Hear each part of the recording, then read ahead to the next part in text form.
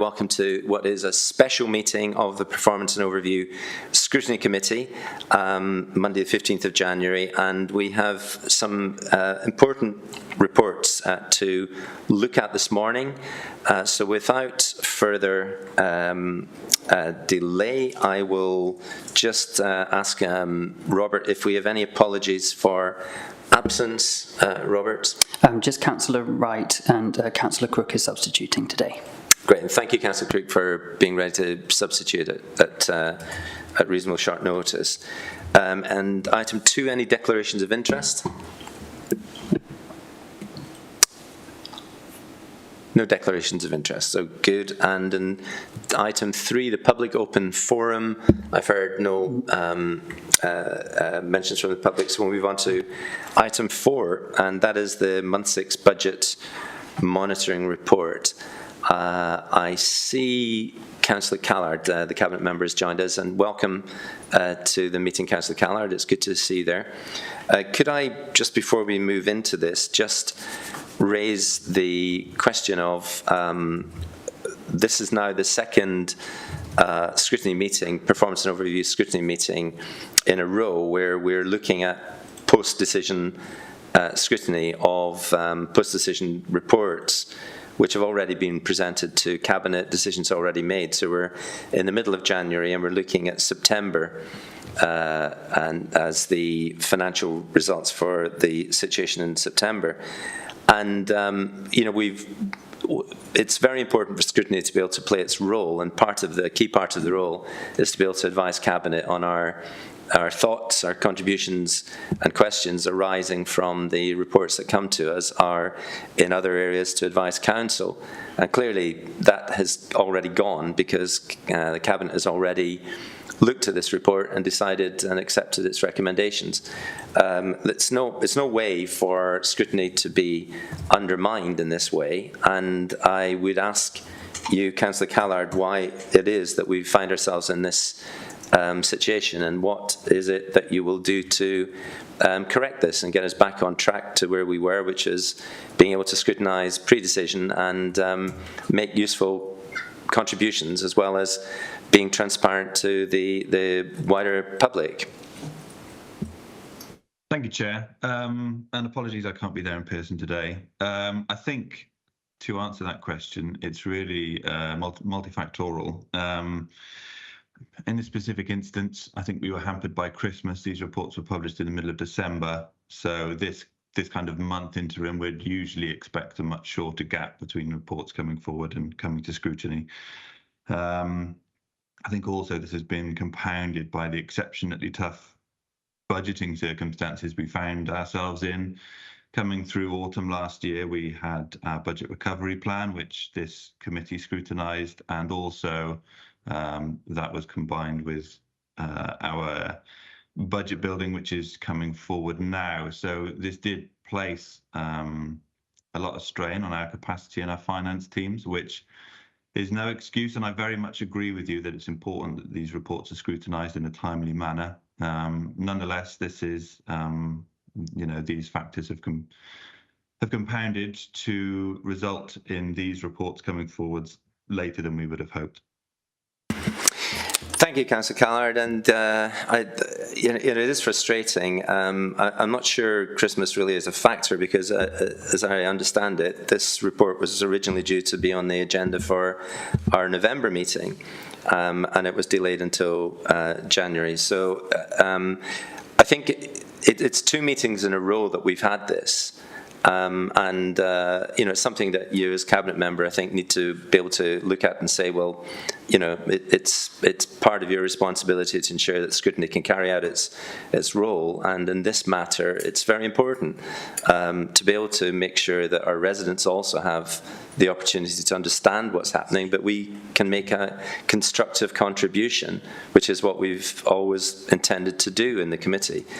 So I would ask you to seriously look at how we can get this back on track again. What we were looking for, and what has worked very well in the past, has been not the very lengthy reports that have caused delay in the past, but briefer reports that could have been pulled together more in a more timely way, so that Scrutiny can actually contribute constructively at an earlier stage. We're coming into the budget period, and presumably it would be helpful for all councillors to be well informed as to the situation this year before we move into looking at the projected situation next year. And it's really important, and I would certainly ask you to look at this and see how we can get this back on track again. Thank you, Chair. Just to come back on that, I think we're kind of aligned with that. And just to reassure you, we're expecting month 9 to come in February, and that will be before month 9 comes before Cabinet. So hopefully we will be back on track at the next Performance and Overview Committee meeting. Okay, thank you. So let's move on to the report itself, and thank you for the officers in attendance. It may well be Peter Davis, if you wanted to provide us with the headlines of the report, and we'll take questions from the committee after that. I don't know, Councillor Callard, if you wanted to make any opening remarks yourself ahead of that. Sorry. Thank you, Chair. Just to say that since we reported month 5, we have seen a slight deterioration in our outlook, with an additional pressure of £160,000. I think if the committee's had a chance to read through Appendix 2, we can really see that most of that pressure is coming through from our health and social care. I think that probably is no surprise. We know we're in a cost of living crisis. We're facing severe pressure across this department, and we are doing all we can at the moment to mitigate it. But I look forward to the comments of the committee. Thank you. Thank you, Councillor Callard. And Peter, my apologies for inviting you and then passing on to Councillor Callard, but have you comments that you wanted to summarise for us before we open for questions? Good morning, everybody. Thank you, Chair. Peter Davis, Deputy Chief Executive, Section 151 Officer of the Council. So I'm only going to comment ever so briefly before I hand across to Jonathan, Head of Finance. John will just touch on some of the significant and substantive points outlined in the report.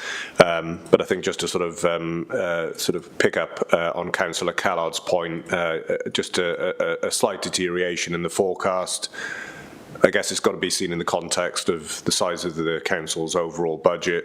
What it does sort of highlight in broad terms is that our budget recovery plan is holding. And I think the committee will obviously be familiar back when it scrutinised the month 5 report, which obviously contained the full extent of the budget recovery plan. So I guess from my perspective, it's pleasing to see that the tightened governance arrangements that we've introduced internally, that those are working through our financial management board, and obviously the close interactions between finance teams, strategic leadership team and DMTs. So I think positive in that regard. We have a mission which is clearly to bring the budget back in line and to balance based on that recovery action. The job is not yet done. It's something that's a point I'm continually echoing with staff and colleagues and leadership and management. We're sat here coming towards maybe the end of the financial year, but we've still got an important stage of the financial year yet to overcome. And I guess John will just highlight one associated risk, I guess, which is one that will only flush itself out at the back end of the year, which will be about that unbudgeted grant sort of assumption that we've currently got penciled in. And I guess to the extent that we're successful in securing further unbudgeted specific grant, that will be very much dependent on Welsh Government, and to the extent that they have, I guess, money that is either returned back into them or slippage that they have in with their programmes internally, such to the extent that they want to look to provide local authorities with late specific grant funding. So that is one particular risk that we still carry. But I think just in wrap up, certainly from my input, before I need to come back in at all to respond to questions, I think it's I think from my perspective, it's just pleasing to note the continued progress that's being made. So thank you, Chair. And if okay with you, hand across to Jonathan. Thanks, Peter. And John. Thank you, Chair. I don't think I'll have much more input on this, because I think hopefully the way we've structured the report now for members of the committee allows you to get a clearer understanding of those key issues coming forward month on month. I think Peter's right to say that some of those budgetary risks remain, and the report looks to outline those in a bit more detail. I think for me, as we sit here today, 15th of January, for me, it's around that progress of services in delivering on that recovery action. So that now totals just over £12 million.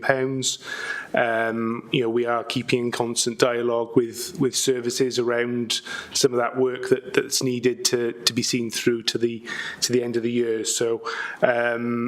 There's lots going on within that space. It's not easy, we know, but some positive signs, I think, going from month 5 through to month 6, and shortly we'll be into the month 9 cycle that's going to come forward to committee and give a further update.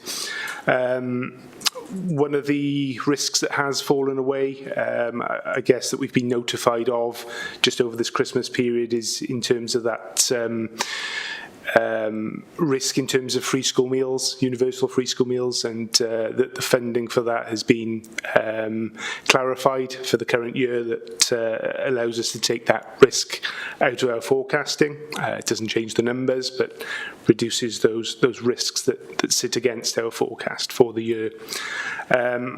I think one area that continues to be of concern is around homelessness. Those presentations over the winter period will start to increase, and we're going to keep a close eye on that and the way that the service is dealing with that pressure coming forward. So that's a key line of work for us at the moment. And Peter's mentioned quite obviously about the unbudgeted grant assumption that we have there against the forecast, and we are in close dialogue with Welsh Government now as we go into the last 3 months of the year, I guess, where we do tend to get a clearer line of sight on some of that funding. So I think I'll leave it there, Chair, and open it up to the committee. Thank you. Thank you, Jonathan. And opening it up to the committee for questions, I see Councillor Buckler has her hand up. So, Councillor Buckler. Thank you, Chair, and thank you, Jonathan. It was a very good report. I would just like to say, to reiterate that it feels wrong that we're looking at month 6. I'll just sort of reiterate the point, really. But thank you for your report. You mentioned, the overspend forecast in adult services is 3.0009 million. Bearing in mind that we're now in month 10, how is that going? The cost of care seems to be a significant burden. And how are these costs being mitigated? And allied to that, ALN transport costs are extremely high. And what can we do? Because it's a big part of the budget. Over £340,000. The capital slippage, I'd like you to explain it rather. It's at 9.2 million in this month too. Can you clarify what effect it will have on costs, any increased costs? There may well be some, but it would be good to have that explained. And could you you mentioned the school, in your introductory talk, you mentioned the school meals. Could you explain exactly what the situation is and how, you say it's been clarified, but could you just tell us what the situation is? Thank you very much. Thank you, Councillor Buckler. So, Jonathan. Thank you, Chair. Yeah, thanks for the questions, Councillor Buckler. I think I will let colleagues come in probably on the operational side around adults and ALN transport. I'll just touch upon maybe the last 2 points first, and then open it back up to colleagues. So, in terms of capital slippage, so there's a number of schemes that make up that amount that has been delayed across the capital programme. In terms of how we deal with that and the implications of that, it's very much dependent scheme on scheme. So, there'll be varying reasons for some of that, through the need for third-party agreement with a lot of the schemes that go through. There'll be delays working with partners across that. By its very nature, a capital scheme tends to be multi-year in its profile. So, when we set a budget at the start of the year, we make a high degree of assumption around the timing of some of that expenditure. So it's no surprise to us to see slippage. Where it can concern us, I guess, as a finance cohort, is if we're seeing a trend of year-on-year slippage and trends in delays within some of those programmes of work, because inevitably inflation is an impact then as we go through high inflation environment. From our point of view, the schemes are all fully funded. We've identified funding for those, but we're keen to have that discipline of expenditure being timely within the capital programme. It allows us to plan our financial resources a lot more appropriately. In terms of the associated costs, it's very much dependent on the scheme and what those works are looking to try and achieve. But this is the first time that the capital programme monitoring has come forward to the committee this year. So it's a very early line of sight on some of that progress.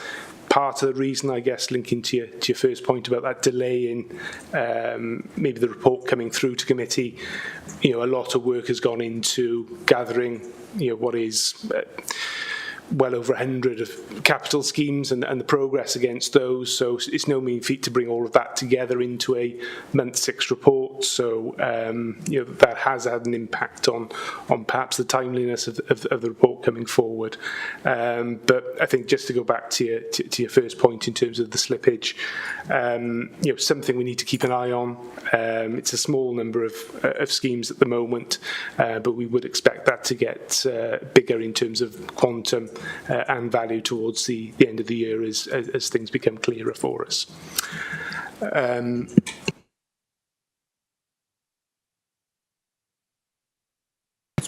Thanks. So just to clarify, just in terms of the universal free school meal funding, so when we talked of the budgetary risk previously in our forecasts, that was pending clarification from Welsh Government in terms of the unit rate that we were going to receive per meal. And there was dialogue at that time going on with Welsh Government to confirm potentially an increase in that rate, follow pressure from an all Wales perspective, and an identification that rate potentially wasn't sufficient to meet all of the costs that were being incurred by local authorities. So over the period I was talking about, in terms of Christmas, we received notification that rate was going to be increased to £3.20, and what that does is it means that will provide sufficient funding for us, and that risk that we were carrying within the forecasts goes away for us, because we have that extra income coming in. So Chair, I think Tyrone is on the call, and he's going to come in on the adults services progress first off. Thanks, Jonathan. Good morning, Chair. Good morning, councillors. In terms of adult social care, correct that month 6 has shown a a £3 million overspend. As part of our work within the finance teams, we still do informal forecasting outside of what's being reported to you today. And at month 8, adult is shown at that stabilised position at a £3 million overspend. If I try and break it down, in terms of the 3 million, half of that is down to our fee setting with external providers. At this time last year, when we were looking to set the budget for last year, we predicted that would be about 3 million. We were given £1 million. We offset that by £500,000. So the cost of providing extra fees to providers was 2.5 million. We were given £1 million. So £1.5 million of the overspend is explained within that 3 million. The remainder, we have seen pressure for the need for long-term residential care placements. At the beginning of the year, we were providing 268 external care home provision outside of our normal 7-view in-house care home that we've got. That's gone up by 10% at month 6. But what we've done within the directorate, we brought in a quality assurance panel. That meets every single day. Any request for care has to go through this scrutiny panel. It's just to stress, this necessarily doesn't drive down costs, but what it does do is it makes sure that that care is only approved that does meet that eligibility need. And we do look at all the alternatives. So someone going into a care home is the very last resort. We look at all other issues, whether we can look at reabling the client before we right-size the appropriate care package accordingly with the care team to make sure that we've got a balance of what's needed to be provided in terms of our statutory responsibility and also balancing it up with our financial responsibility to the authority as well. I hope that answers the query. Happy to take any questions on that either now or at the end. Thanks. Thank you. Thanks, Tyrone. Jonathan, I didn't know if there was anything else you wanted to cover on. Yeah, I think Will McLean, Chief Officer for Children and Young People, would like to come in on the ALN transport. Will. Thank you, Chair. Thanks, John. Morning, everybody. Will McLean, Chief Officer, Children and Young People. The ALN transport is an area of significant pressure for us and continues to be. It's driven by a number of things. The first is that we're not moving children to their nearest school, so they have greater distances to travel because we have to put the children or place the children where their needs can best be met. It's also often the case that they have complex needs. They might need 2 people in the vehicle with them to make sure they're safe or to make sure they can be moved from the vehicle effectively and so on. So that's another additional level of cost. We are looking to mitigate those costs away. We're looking to offer parents personal transport budgets and so on so that they can do it themselves. And hopefully that will have an impact and begin to reduce the cost into the future. One of the other challenges we face is that when we go back out to procurement and to tender for those routes and those contracts, it's often important that the children have consistency with them, so they stay with the same the same company or the same tenderer, which can mean sometimes we aren't always able to access the cheapest price, but we do the best thing for the children. So that's one of the other things which is driving our costs in the ALN transport space. Thanks, Chair. Thanks, Will. That's very straightforward and also comprehensive, so thank you for that. Councillor Buckler, were there any other points you wanted to raise against those? So thanks for those explanations. I'm looking at questions from members of the committee, and as I see no other hands up at this stage, I'll just, if I may, raise a couple of my own. So just in this area that we've been discussing, which is, the overall services themselves, they're forecast to overspend by almost 4.5 million at September for the full year. And it's really the positive movements from grants and from reserves and from Treasury that has pulled it right back. So it's about 3.3 million on the positive movements from grants, Treasury and reserves. So that's like That's like a household that is continuing to overspend very significantly, and it's using all its savings.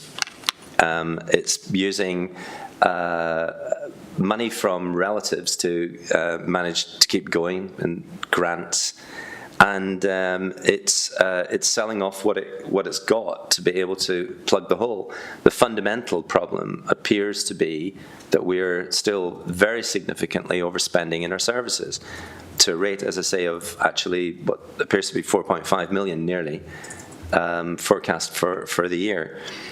Now, the linked problem that may well be there is that if we have utilised our reserves to the point where there is no more flexibility in reserves, and we raised this about a year ago, that surely reserves are very significantly there to enable the council in times where there are significant challenges to rework, to change, to transition services into a way that is more sustainable, more affordable. Now, if there are no more reserves available for that, and your report is pretty much spelling that out, then how are we going to rework services to put them on a more sustainable footing? It seems that these two things are very closely linked, and be very interested in your comments on that.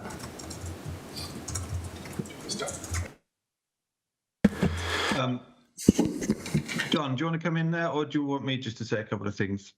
Yeah, happy for you to kick off, Councillor Callard. Yeah, I'd just like, Chair, just to come in very briefly, just to say, I don't think it's quite right, when we talk about grant funding and use of reserves. Grant funding is income coming into this council, which is earmarked for specific purposes. It's absolutely right that we should apply for all the grant funding available, and that we should utilise that grant funding. It's not a criticism of this council to be using grant funding. It's a credit to this council to be using grant funding. So I think it's a slightly odd argument to frame it in that context. I'll let John come in with the detail on our reserve position, but our draft budget proposals have been published last week. We know that our situation with reserves is very tight. We hold over the recommended minimum level of reserves, and our draft budget for next year makes no recourse to our reserves for this very reason. So again, I don't think it's a surprise to anybody in this committee that local authorities' finances across the whole of the UK are under severe pressure at the moment. But I think it's a credit to this council and our finance team that we're managing the situation very effectively, and so that this council is in a stable position and is handling these pressures well, in my opinion. But I'd like to hand over to John just to provide a bit more context, maybe around the reserves. Well, before we do, Councillor Callard, there are a couple of points that you've made there, if I may. So the reason why I think grants are entirely relevant include that we made the assumption, did we not, that there would be £1 million grant funding, which turned out to be 263,000. It's not criticism of the council to suggest that to observe the reliance on grant funding and on Treasury and on reserves in order to be able to balance the books.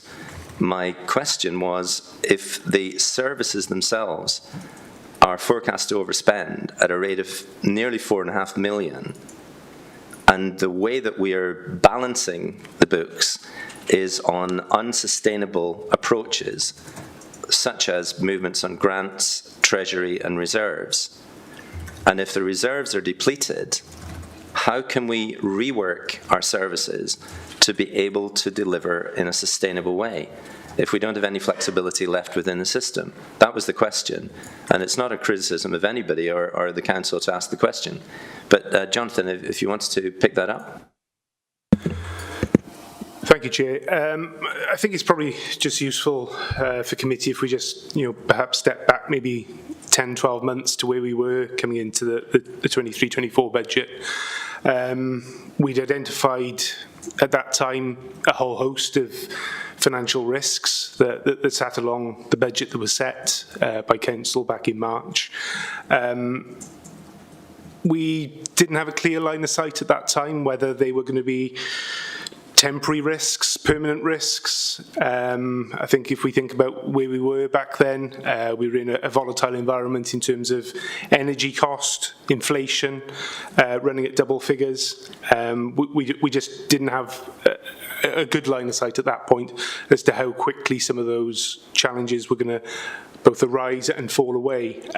So we had to plan for that, and I think reserves was a tool that we could use. And what it allowed us to do is set a budget that I guess didn't cause unneeded pain across some of those services when there was potential for some of those risks to fall away quite quickly. So what we have seen is a spike in inflation, in energy costs. Some of those are starting to fall away, and we'll have encompassed those within our planning for next financial year. But what those reserves also allowed us to do was just give time for services to realign themselves, to rework into a lower cost model. I think it's not easy for that to happen. It needs a degree of time, and that's what the reserve usage was looking to do, particularly within social care, and the delay in some of those budget savings needing to be met by the service. So Councillor Carlisle's right to highlight the fact that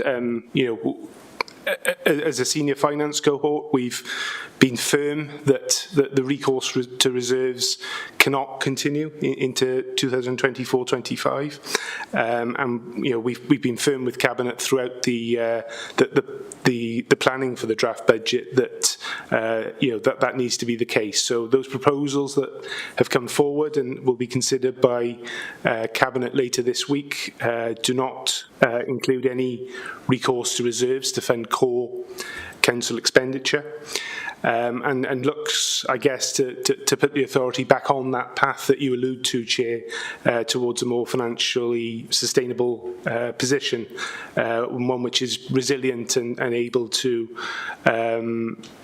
I guess have a degree of protection against some of the risks that we see coming forward. So I guess just to finish, I guess the services that we're talking about and some of the reforms that we're talking about are going to be important. I think there's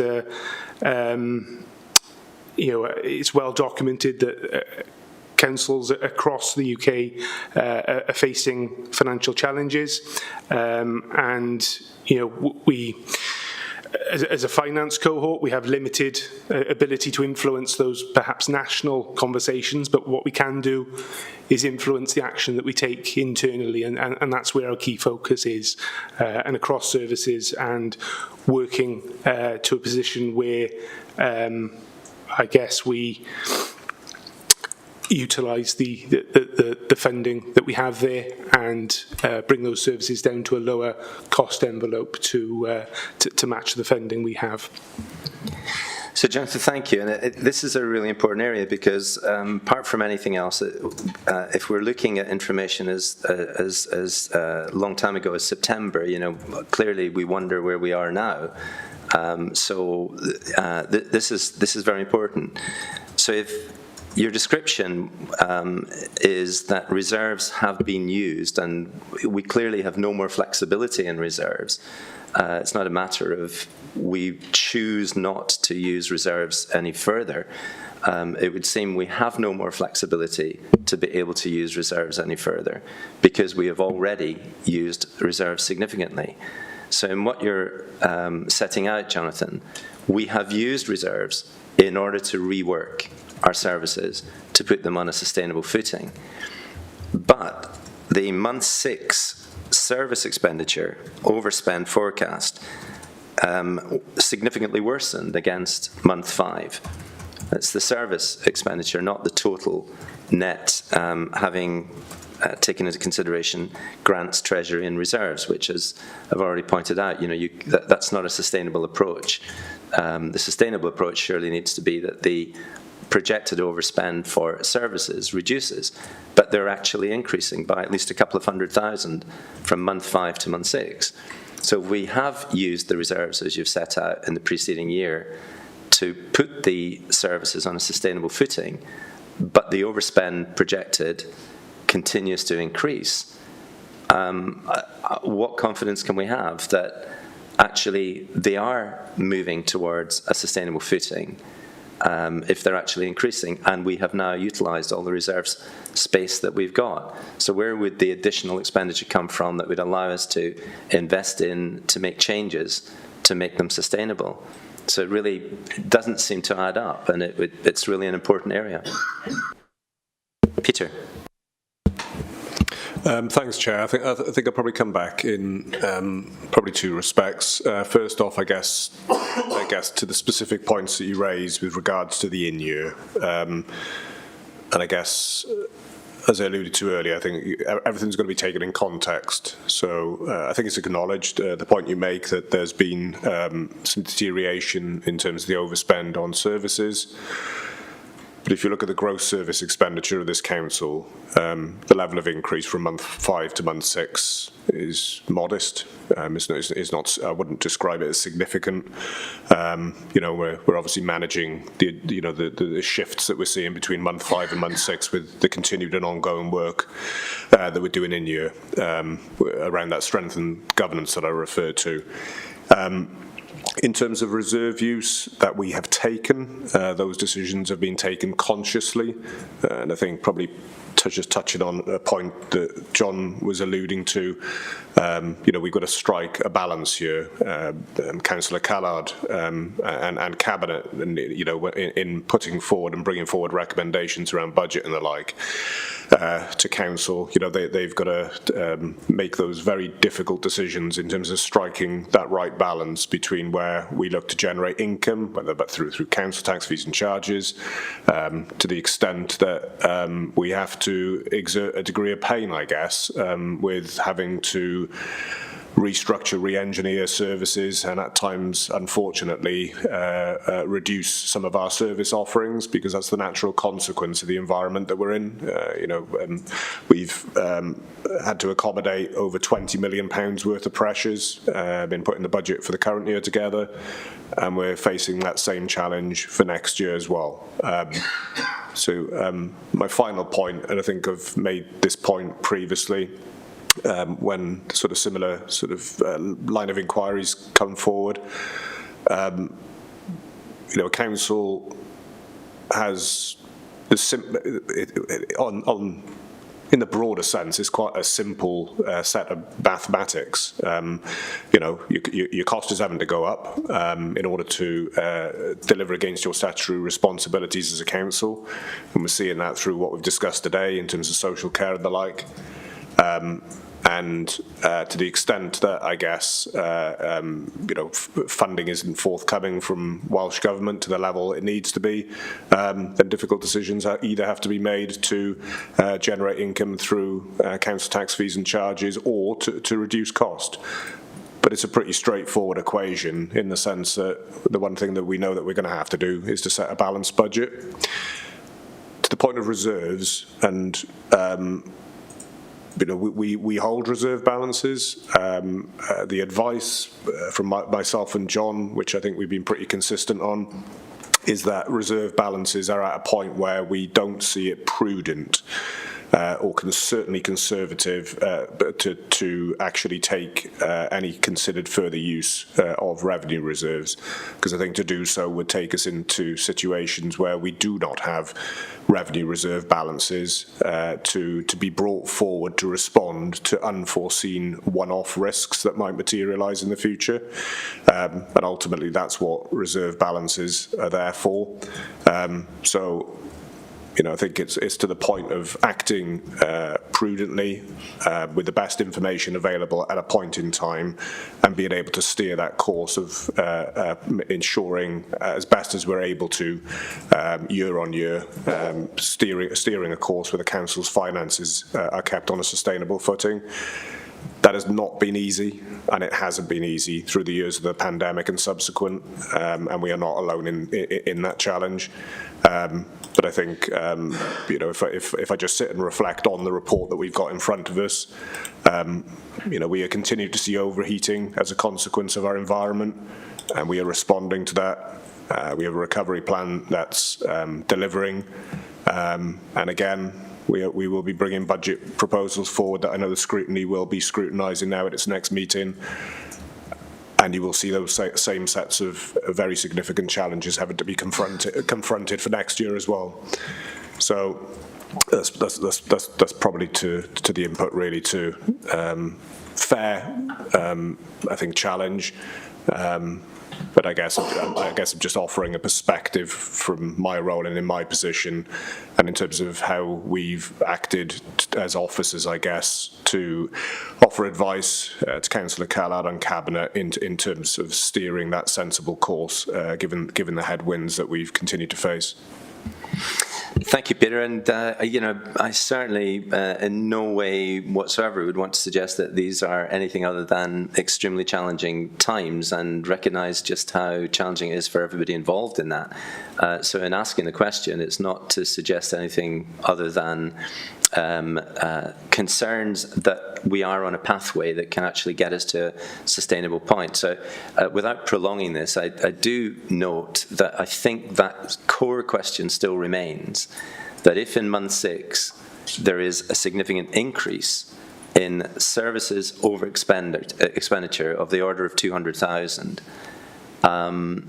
what basis could we have to say that we are moving towards sustainable services when they're running at a level of projected 4.5 million overspend, just under at month 6? So I think that core question still remains. Councillor Buckler, I noticed that you've indicated that you want to come back on this particular area. Yes, thank you, Chair, very much. I'll be brief. You do state in the report, Jonathan, that there is a severe risk to the financial sustainability of the council in the near term. I mean, that sounds very strong. What do you mean by that?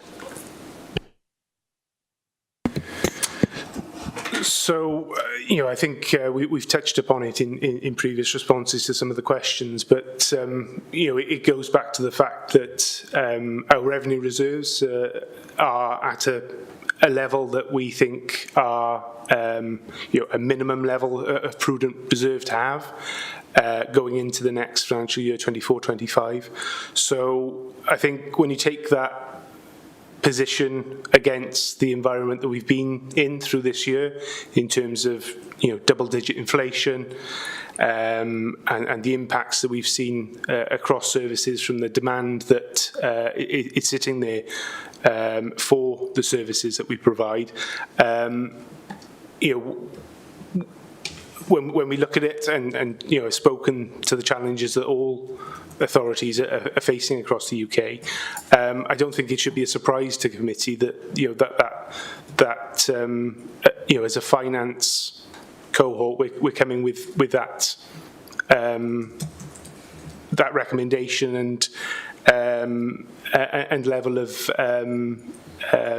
I guess information for committee. These are challenging times for local authorities across the country, and this is a report that most authorities will be receiving at some stage during this year. So we're not alone in this, but I think as I mentioned in the previous response, we have to focus on what we can do internally to meet the challenge.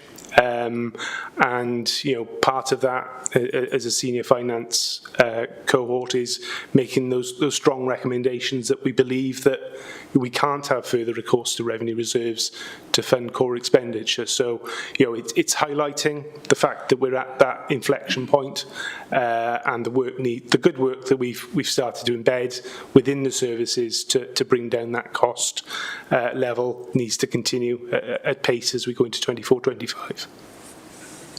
Thank you, Jonathan. And I'm going to move on to Councillor Pavia. And thank you, Councillor Pavia, for bearing with us on the allowing Councillor Buckler. She had indicated a follow-up on that particular point. So thank you for your patience. But over to you. Thank you, Chair. Councillor Paul Pavia, the elected member for Mount Pleasant and Chepstow.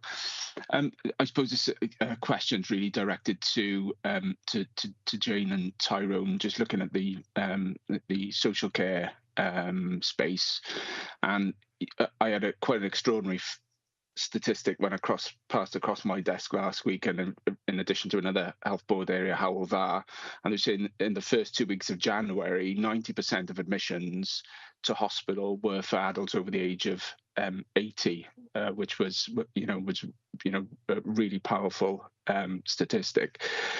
So just trying to unpack the issues around demand and complexity. Is it particularly around acuity, or is it around that demand, and particularly are we looking at, we know our demographic in this area is an older demographic. Are we looking at more challenge in relation? Say challenges shouldn't be challenge, more. I'm looking for a different word. It is a challenge, but it's a challenge to be managed, I suppose, in terms of adults, older adults, and those needs and demands to be properly assessed and to be managed. And I suppose one message is, particularly now between January and March, probably some of the most demanding pressures that we'll see on our health and social care system. What are the messages are we pushing out to our delivery partners in the health and care, community health and care space, and particularly GPs, that we need to do more to manage risk closer to home? We need to keep those more frail older adults in the community, whether it's in residential care, whether it's at home, and we need to do more to keep them there. And just in terms of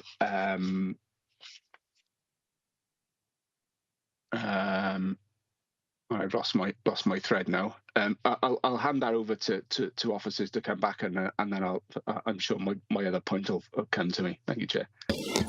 Okay, Councillor. Yeah. Sorry, Chair. No, I was just going to ask if you wanted to pick up those questions, Taryn, and if Jane. Yeah, I can jump in first, if I may, Chair. And thanks for your question, Councillor. I can gather what you're getting at is hard to find the right form of words, but nevertheless, a demand is a demand, whether that's an ageing population, complexity of care, a younger adult, or a child transitioning through into adulthood. If they meet the statutory obligations, then we are duty bound to provide the care. In terms of the statistics, in Monmouthshire, we have still got an ageing demographic population. It's the same across the country, but in Monmouthshire, we are quite attractive to people retiring that bring in older people into the county. Also, we do suffer from, and I use the words loosely, so please, all of you, forgive me, but we do suffer somewhat from social tourism. And if you just give me a moment to explain that, Monmouthshire is an affluent borough, and it borders a number of English counties, and the charging regime in Wales is much more generous than England. So we do see people hopping over the border to try and take advantage of those. So we do suffer a lot more than any other Welsh border authority, because somebody in England could be closer to a care home or care facility in Wales than they are in their own English borough, if that makes sense. In terms of trying to meet those demands, we are seeing those coming through, those winter pressures, if you like. And referring back to my previous point, we have got a quality assurance panel where we do screen every single care package, just to make sure, like you were saying, Councillor Pavia, to make sure we have got that balance right around whether we can able or re-able people as they get discharged from hospital, and what is the more appropriate setting, rather than, I'm sure with health, they've got their own issues and what they are looking to do to solve it, but what might be good in their eyes might not be good for ours. We have got boards as well. We've got an integrated service partnership board where we do discuss these issues. There's a frailty section 33 there's a number of measures where we can work in tandem with health. In terms of as we move into the winter months and with those pressures, as you mentioned, Councillor, we shortly doing the month 9 forecast that Councillor Callard mentioned. We are seeing a further increase in demand, but also we are looking at our review process as well, where we are reviewing existing care packages to see where is that ebb and flow, if you like, as we get pressures, to see if there's anything we can do to make sure those people that are getting care are reviewed on a regular basis, to make sure we can try and right size those as well, to see if we can try and either balance it or what reported pressure we bring in at month 9. I hope that helps to answer the question, Councillor. Thanks. Thank you, Tyrone. Jane, was there anything you wanted to add to that? Thanks, Chair. Tyrone's answered it fully. Just a couple of things to add. We're strong within the region in terms of having that joint approach between health and social care, and that's followed through at a local level through our integrated services partnership board. I think there is some, there's absolutely no denying the challenge of the ageing demographic and the demand that brings. But there are some specific actions that we are trying to bear down on in terms of working together to put in to put in interventions that really are aimed at avoiding any unnecessary admissions. An example for that would be that joint work we're starting to bring together around prevention of falls. And the other thing I would say is, again, when people are admitted, it's trying to bring forward collectively that reablement and forward planning approach from the moment somebody is admitted, so that the lengths of stays are reduced, trying to make sure that we've got the care packages available at the end. So it's a whole system approach, I think, as sort of Tyrone has alluded to, that will make the difference here. These things take a lot of time. They take resource initially, but there are things that we are doing together to respond to some of these challenges and make it more sustainable, because the ageing demographic isn't going away. I think that's for sure, Jane. We can definitely see people getting older all over the place. It's going to be a challenge. And talking with colleagues in the health service, clearly they're also struggling. And one concern is, and it's not at all confined to Monmouthshire, is the potential reduction or delay in supporting older people with who may be frail, may result in older people going into hospital at an earlier stage or with more serious concerns, which will simply add cost to the health service. So the more that we are joined up in this, the better. I think we've all talked about that in the past, and I know you have. Before we move on to the next item on the agenda, just if I may, just a question, and perhaps Councillor Callard, as the Cabinet member, you're best placed to respond on this. So we know our businesses are telling us that they're finding this an extremely challenging time for them. And we've got, all of us as councillors, a lot of residents who have described the condition of the roads and the difficulties around flooding and blocked drains and culverts as a real problem. Those residents will be looking at this report, which shows business growth and enterprise savings of 169,000 and highways and flooding savings of 339,000. And they may well be asking the question, surely those are areas that you should be prioritising. So just if I could ask you for your comments, what would be the answer to those residents? I think my answer would be to try and help people explain that we face pressures across all of our services in this council, and that when we look across the services the council provides and try and allocate funding in what's, while demand continues to outstrip the additional funding this council gets, we need to make choices. I think, as an administration, our choices tend to be around trying to protect the most vulnerable in our society, while also, responding to protect the services that many people rely on. It is a balance, and I think no matter where you go in the whole of this country, we've seen the state of our roads deteriorate and the lack of investment in our infrastructure.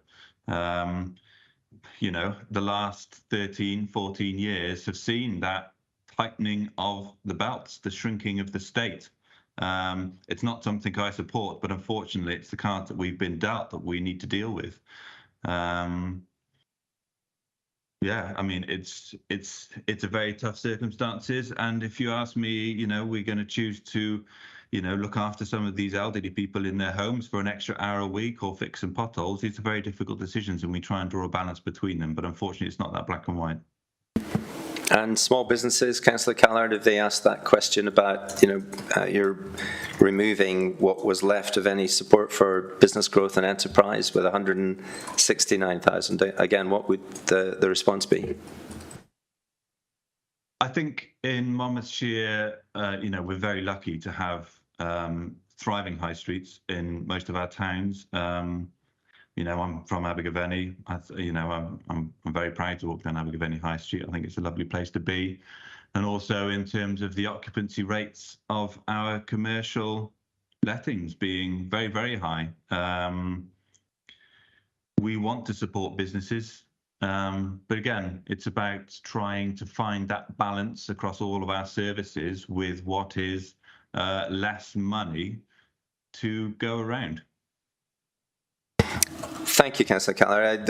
I dare say there may be other towns in Monmouthshire that might well dispute the thriving high streets. It's certainly not something I hear too much of, and particularly Monmouth itself. Councillor Pavia, I note that you have now got your second point. If I come back to you before we move on. Yeah, thanks, John. I'll be really brief. It's just a point of clarification for me, and I think Tyrone might be able to answer this. In terms of continuing healthcare, and it's great to see we've had some recent success in terms of pursuing some of those cases.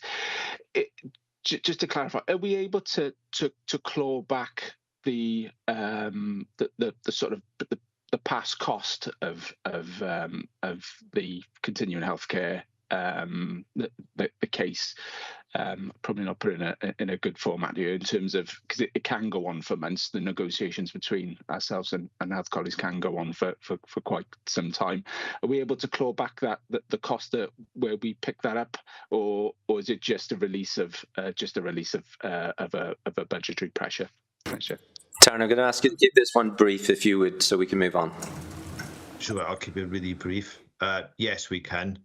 But I just want to stress, in terms of continuing healthcare, it's a bit like a Pandora's box. So once we open the box, it's a two-way process. As we start reviewing our cases, I put pound on a penny that health will do exactly the same.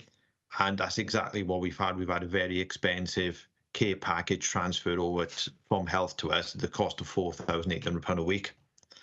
So unfortunately, we can't always control that. But in short answer to your question, Councillor, very good question. And yes, we can, from the date we do actually raise it, regardless for how long it goes on for. Thanks. Thank you, Tyrone. I'm going to move us on and to move the recommendations of the report. And just, as the second of the two recommendations, just to make sure that people understand that this is a recommendation from the report itself, that the committee, as part of their role, assesses whether effective budget monitoring is in place and the extent to which budgets are spent within the agreed budget and policy framework, including the reasonableness of the explanation for variances, and consider the achievement of progress in meeting budget savings targets. And that is the recommendation, and it's the reason why we're asking these questions. It's not to make life difficult, but it's the job of the Scrutiny Committee.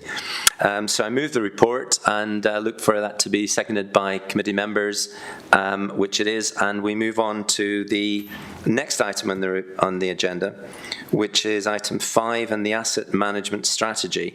And again, I don't know whether Councillor Garrick wanted to make any comments on that, or yourself, Councillor Callard. Welcome, Councillor Garrick. Good to see you there. I don't know if you wanted to make any opening comments before officers and we open it for questions. Not specifically. You've all had the document for circulation. Obviously, it's the asset management plan, which we can now move forward after passing the corporate and community plan. I'm quite happy to open it up to scrutiny. Thank you, and we'll open that up, and I don't know who wants to pick up among the officers. Nicholas, are you going to pick up on the asset management strategy? So over to you, just perhaps for some key comments. Thank you, Chair. Morning, everyone. Nick Keys, I'm the Acting Head of Landlord Services. Just a couple of points to draw out, if I may, in terms of the strategy itself. Members will have seen this is effectively the Council's land and property strategy now. It will direct the way that land and property will be used going forward, and exactly as Councillor Garrick has acknowledged, the kind of alignment in terms of policy objectives to what's been captured within the community and corporate plan already. Some high-level comments from me, if I may. I have to acknowledge to the committee, it is a lengthy document, as you will have seen. That is by design, I should say. It's important to acknowledge the fact that this document is for a number of different audiences. It's clearly not just a property document for property professionals, if you like. It's very relevant to all of those that perhaps deliver services from our different land and property assets, or indeed those that access those particular buildings and property that we have. It is a constitutional requirement that the asset management strategy is one of the enabling strategies that comes through Council, and perhaps just towards the end I'll just provide a bit of framing in terms of the sequencing and as to why we're here today. To summarise, I suppose, the contents of the strategy itself, you will have seen in the document it captures 5 core objectives or principles, if you like, as to how decisions will be taken and measured going forward. What I would describe as kind of the kind of clear purpose of why we own and how we will use assets. It also includes a narrative on the portfolio itself and its construct, if you like, our kind of areas of influence as it relates to the assets that MCC own. It does include as well updates on the respective supporting policies. That's namely the rental concessionary policy, the disposal policy, and the community asset transfer policy. These policies inform the way that different groups access services, and I'm sure you're all aware of different examples in your respective wards as how that's already happening. Each of those policies is captured within the appendices of the report. It also introduced governance changes that will assist in the actual execution of this strategy, and that includes an explanation of the respective working groups and I suppose critically landlord services themselves as a department. That's the department that I'm responsible for, and ultimately the department that will execute this strategy itself. The point I know absolutely this committee and all members will be interested in is, I suppose, accountability as it relates to this document. The strategy itself, and you'll see within Appendix 1, you'll find within Appendix 1 the asset management plan. That in effect is the action plan or the delivery plan, translating this strategy into a document that can actually be brought forward and delivered. The kind of final point, if I may, Chair, and the reason I draw out that final point in the Appendix 1 is what we're recommending as part of this strategy is that asset management plan will be updated annually and presented to the Performance and Overview Committee for monitoring and ongoing scrutiny. That's something we look to do annually. So my final point, if I may, in terms of sequencing, as I've said, this strategic document was presented to the Governance and Overview Committee last week, and Councillor Quirk and Councillor Strong can perhaps correct me if I misrepresented it in any way, but it was endorsed by the committee that were present. Is to be considered, and obviously happy to take any questions today in relation to the strategy, and it will then be presented to full Council on Thursday for final comment and hopefully adoption. So hopefully, Chair, that's helpful in terms of a kind of whirlwind summary of the document, and happy to take any questions or assist in any way. Thank you. Thank you, Nicholas. And I should have said welcome to the meeting at the outset. It's good to see you here. Thank you for the introduction and your comments. So I'm opening it to questions from the committee. Councillor Buckler.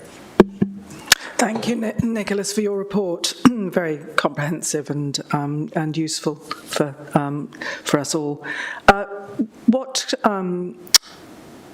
would you say are the areas of concern that are sort of you would highlight as being something that we need to concentrate on as a council in the property asset management? Thank you. Yeah, thank you, Councillor Buck. It's an interesting question, actually, as well, in terms of, I suppose, risks is a different word, and certainly something I've captured within the asset management plan. I think there's perhaps a broader commentary as well on the number of changing sectors that we're involved in within the different ownership that we have. So if I take the initial point, in the asset management plan, I've highlighted a number of risks to, I suppose, the strategy itself. Market forces is clearly fundamental to that in terms of when we talk about things like maximising commercial return. Clearly, there are external factors that impact our ability to do that. Part of our role as our department is try and make sure that we can mitigate that as much as possible, and I hope I've captured in the strategy, good examples, and I appreciate you would step into later agenda items here, but some of the investment assets that we have are acquired investments where we've changed the model to try and do that, to try and mitigate things like the changes to the office market and how there's perhaps not large single lettings happening now, and we need to diverse the way that we would separate spaces or look at smaller and more flexible terms. Capacity is obviously a kind of key constraint as well for everything associated with the authority. It's important to acknowledge we have a very small and albeit highly skilled team working on the delivery of this across landlord services. Very confident that everything captured here is absolutely deliverable, else I certainly wouldn't have noted it. But if those are kind of the high level challenges. But as I say, confident that we've got a group that can mitigate any of those challenges to us, and we'll keep working to do so. I think it's also very important to note that those risks are articulated and the mitigations are shown very clearly in the report as well. From the administration's point of view, obviously, we keep a watch and brief on some of the underperforming assets that were purchased by the previous administration as well. Thank you, Councillor Garrick. And moving on to Councillor Strong. Thank you, Chair. I hope this one isn't too specific. It relates to car parks and a particular car park. Very little said about car parks in the document. I think the only reference is in the table.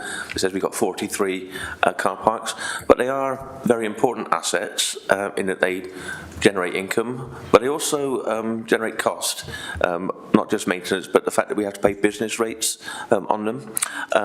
There's a very large, currently empty car park at 7 Tunnel Junction. I appreciate why that was built when it was. I appreciate that it was funded mainly by external finance. I think Cardiff Capital Region Finance. It is the logic behind it, though, is that it's dependent upon other developments, in particular a footbridge giving access to the platforms, which is not currently available, and above all improvements to the train service, especially direct trains to London. Now, the question that arises from that is, if those developments are severely delayed, as for example the footbridge, or don't happen at all, as for example the direct trains to London, what sort of financial risk are we exposing ourselves to in that case? Now, you might not be able to give an exact figure, but some sort of ballpark reference would be useful. Thank you. And who wants to pick that up? Peter? I'm a bit concerned that's somewhat far outside of the scrutiny of this document. Sorry, Councillor Gary, I'll allow the question, and if I could just ask who is planning on responding. So I'll come in, Chair, if it's okay, and I think we're probably better placed because we won't have the officers at our disposal to be able to respond to the specific question.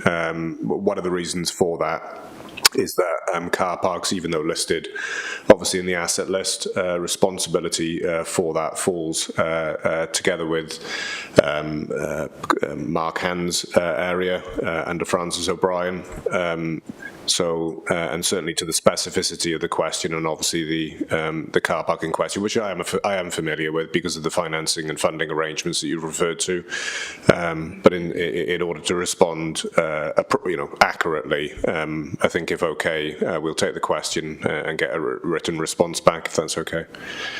Thank you, Peter. That would be helpful, and if you could share that with other members of the committee. I think it's an issue that is of interest to our residents related, and I do accept that it's not very specific to the report itself, but it's a fair one.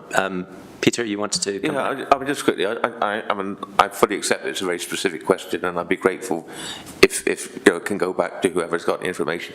But the general point holds good that if we have assets, we have to look at the changing value of those assets. I think we ran into a problem a while ago in relation to the car park at Abergavenny when they opened the one at Morrison Supermarket. We suddenly lost a lot of income from that. So we just need to be aware of these possibilities opening up. Thank you, Councillor Strong, for the point. Nicholas, did you want to add something?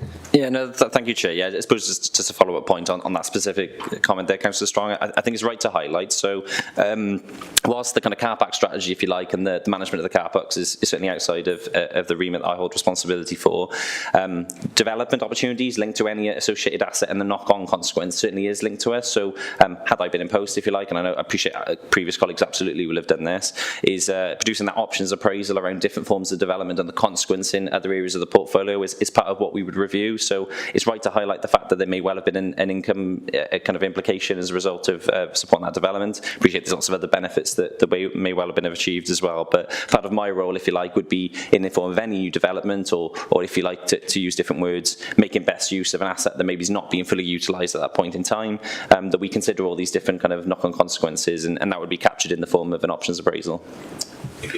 Thank you, Nicholas. That's a very helpful response. And Councillor Pavia. Yeah, thanks, Chair. I just want to briefly explore the sort of policy linkage across the corporate body in terms of effectively managing our building assets and specifically in the need to drive the rebalancing of social care provision, particularly in relation to children's services with the elimination of profit agenda within that sector. Because we could see from the previous agenda item there are issues around capacity and demand in relation to children, but also to finding commission-specific placements at a reasonable cost. So how are we scoping the reutilization of our building assets that we've identified to assist us in developing more authority provision, and how well geared are we in terms of resource and departmental capacity to potentially acquire assets should independent providers look to exit the market? Thank you, Councillor Pavia. Nicholas, did you want to pick up? Yeah, thank you, Chair. Yeah, thanks, Councillor Pavia, for the question. I think, a couple of points to draw out. I think you'll have seen within the kind of proposed governance arrangements, the service asset plan is what's been listed as a suggestion of having quite focused working groups with the respective service areas to try and identify these key risks. Social care is a really important one to highlight, and important I acknowledge kind of LIVE's work streams relating to those respective elements. So I should highlight that on Wednesday of this week, there is a report going in front of Cabinet in relation to the repurposing of vacant agricultural cottages that we hold. That will be for a number of different uses. One may very well be for the likes of a children's services home, if appropriate. So part of the work that we're actively doing is looking at vacant properties. How can they best meet the needs, I suppose, of the different requirements that we have internally? Equally, it's important to acknowledge that perhaps if it doesn't meet any of those requirements, then it may well be appropriate that the assets declared surplus and sold to generate capital receipts and address some of the reserve pressures we've captured already this morning. So, to give you the assurance, we're absolutely still doing that. We've got some good examples of how we've already achieved that as it relates to acquisition, and I suppose the key thing for me is working with those service providers. They're by far the best place to advise us in terms of what would be needed from a particular building to provide a certain thing. Our role is obviously the refurbishment, the acquisition, the kind of property element of delivery, and within the strategic document, I'd summarise that as our enablement role, effectively, which is what we have in landlord services and having to address some of these issues. The strategy is really clear. Thank you. Councillor Garrett. Councillor Garrett. It's giving you great examples of why we are endeavouring to do that. Councillor Garrett, could I ask you please not to just interject? Please just observe the way that Chair, would it be okay to possibly sometimes allow me to respond in that case rather than going directly to officers? Yeah, by all means. If you would like that, then I'll be very happy to do that. But if you could either do that or indicate by your hand, like everybody else does, that you wanted to come in. Sorry, I thought scrutiny. The purpose of scrutiny was for the cabinet member to be scrutinised with the document. Absolutely, and I'm very happy to pass the question to you. But if you could not interject, please. So thank you, Nicholas, for that. And Councillor Garrett, was there something you wanted to add to that? No, I've interjected enough. Thanks. Okay, thank you. So we are going to move on to Councillor Fuchs. Thank you, Chair. And thank you for this excellent document, which is really detailed, and it gives us all a great idea of what our assets are and what the plans are with them. I've got a couple of questions. The first one, just to be clear, I'm asking on behalf of Councillor Mary-Ann Howells, who unfortunately has had to leave the meeting for a personal emergency. Is probably a word I could use. So the first question is around page 21 or page 87, and it's about the objective of utilising community assets to optimise social value. And he felt, and to be honest, I agree, that at the bottom we've got a bit that says work to ensure equalities and accessibility are fully considered in development of service area asset plan. He felt that the word considered is a little bit weak, really. It shouldn't just be considered, it should really be a strong part of what we're doing. And he also felt that it should, this particular value or objective shouldn't be at the bottom of that list. He would like to see it more on, up within that ranking of list.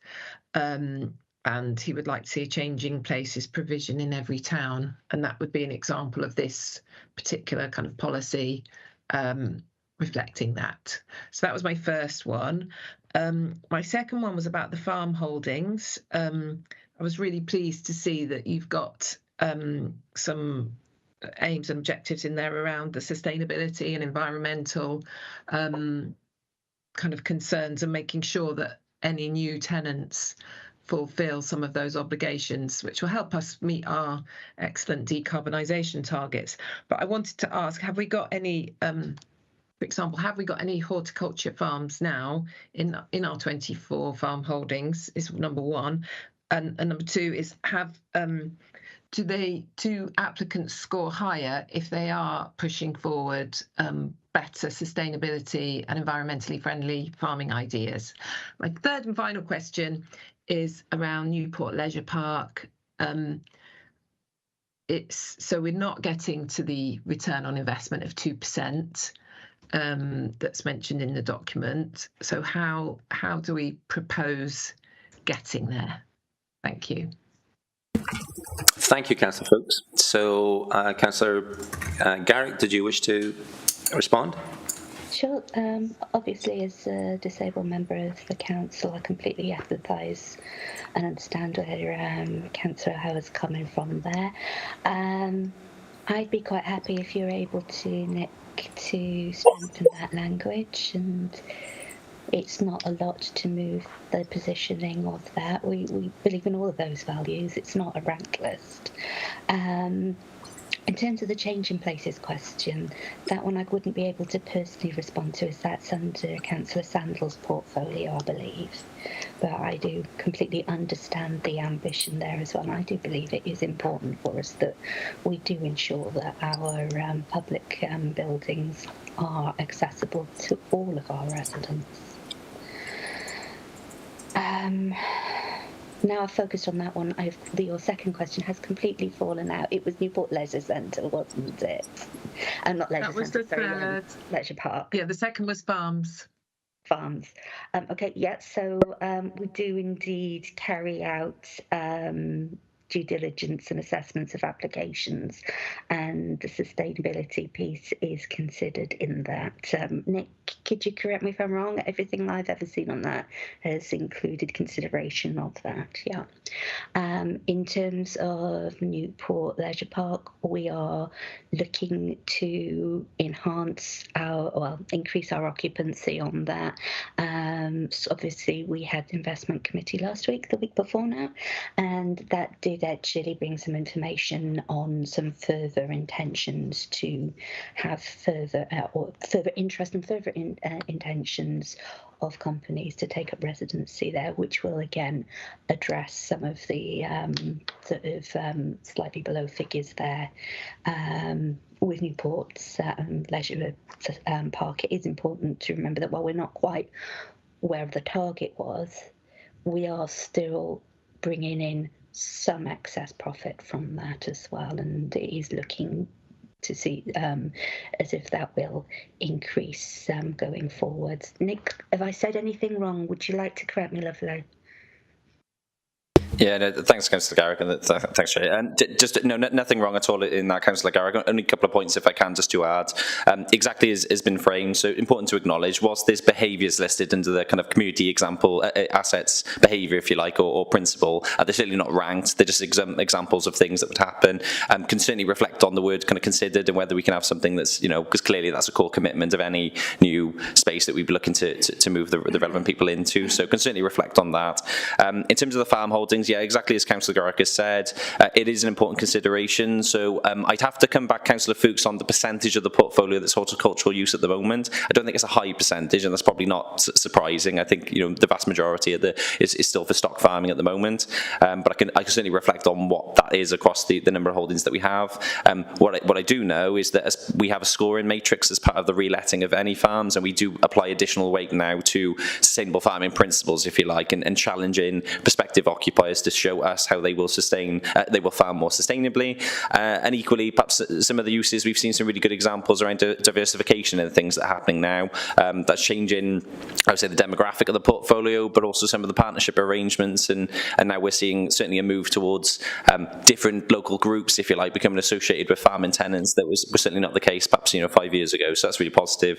The final point on Newport Leisure Park, just to reiterate, Councillor Garrick is exactly right. So the remaining void that we have on site, we're in the process of negotiating a prospective occupier. Irrespective of that occupier, Newport Leisure Park is forecast to return to the 2% return on investment in the forthcoming financial year. So clearly, if we do secure a new tenant, that will only improve. But at the moment, we're projecting, based on the existing lettings, that we will return to the 2% target in the forthcoming financial year. Just, if I may, the next report that we'll be looking at, as we're now beginning to describe aspects from it, Newport Leisure Park occupancy is reported as 97%, I think, Nick. So I just, was interested in, Councillor Garrett, your comment of increasing the occupancy. It looks like it's stable. I think it was the same the previous year. And that has changed since the investment committee, and there was, I believe, occupancy does not necessarily mean rental return. Yeah, so Councillor Garrett, if you would please not interject when other people are speaking, otherwise anybody can do that and we have a chaotic meeting. So if that has changed, we're only looking at what's put in front of us, and this is the latest information.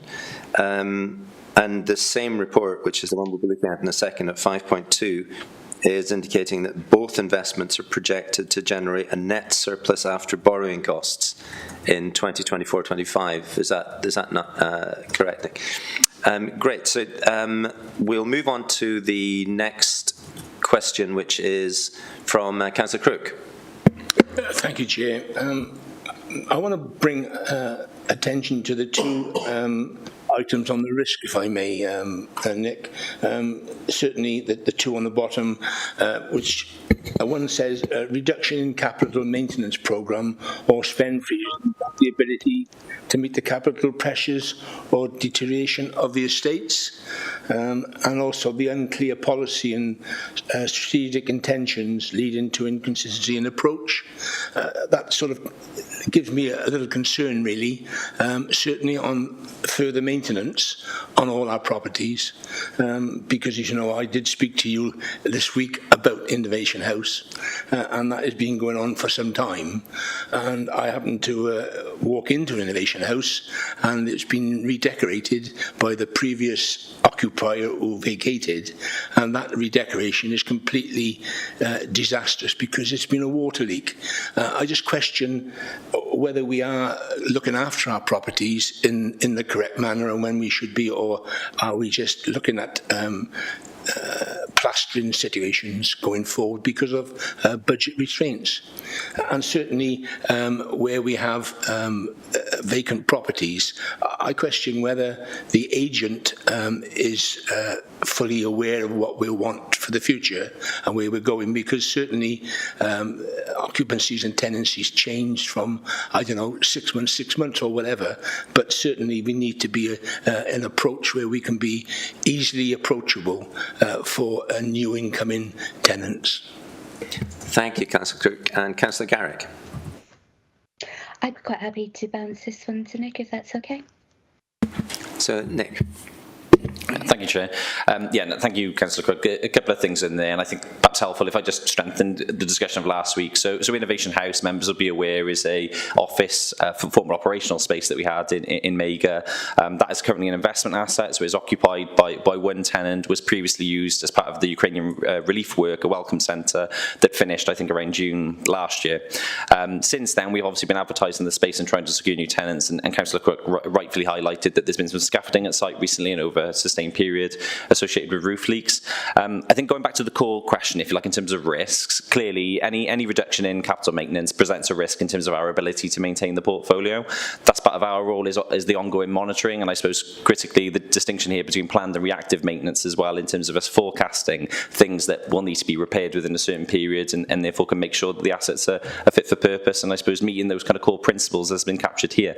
In terms of the specific example, clearly we don't want lots of examples where there were repeated leaks. That particular building has a particular challenge that we're trying to overcome, and that's the work that you've cited that's been taking place recently. It's clearly regrettable that as part of a previous tenant leaving and the dilapidation works they've done to improve it, that there's subsequently been a leak and it's affected it, and we try and mitigate that as best we can. It's obviously unfortunate sometimes that happens. I suppose the final point, if I can, just on the I suppose policies piece of the risks, I suppose the reason the strategy is landing today is to try and mitigate that risk as much as possible. Having clarity on strategic direction enables us to make the best use of money. That's what this strategy hopefully will do in terms of kind of best use of budget. And then in terms of agents, I think the point I'd acknowledge is clearly the agent's instructions is directed from us as the authority. We actively try to rely on internal resources as much as possible. Similar to what I touched on earlier, we have, including myself, a number of chartered surveyors within the team who are well placed to deal with lettings where possible. If there are circumstances where we need external resource and we need to bring in managing agents or letting agents, then we will do so.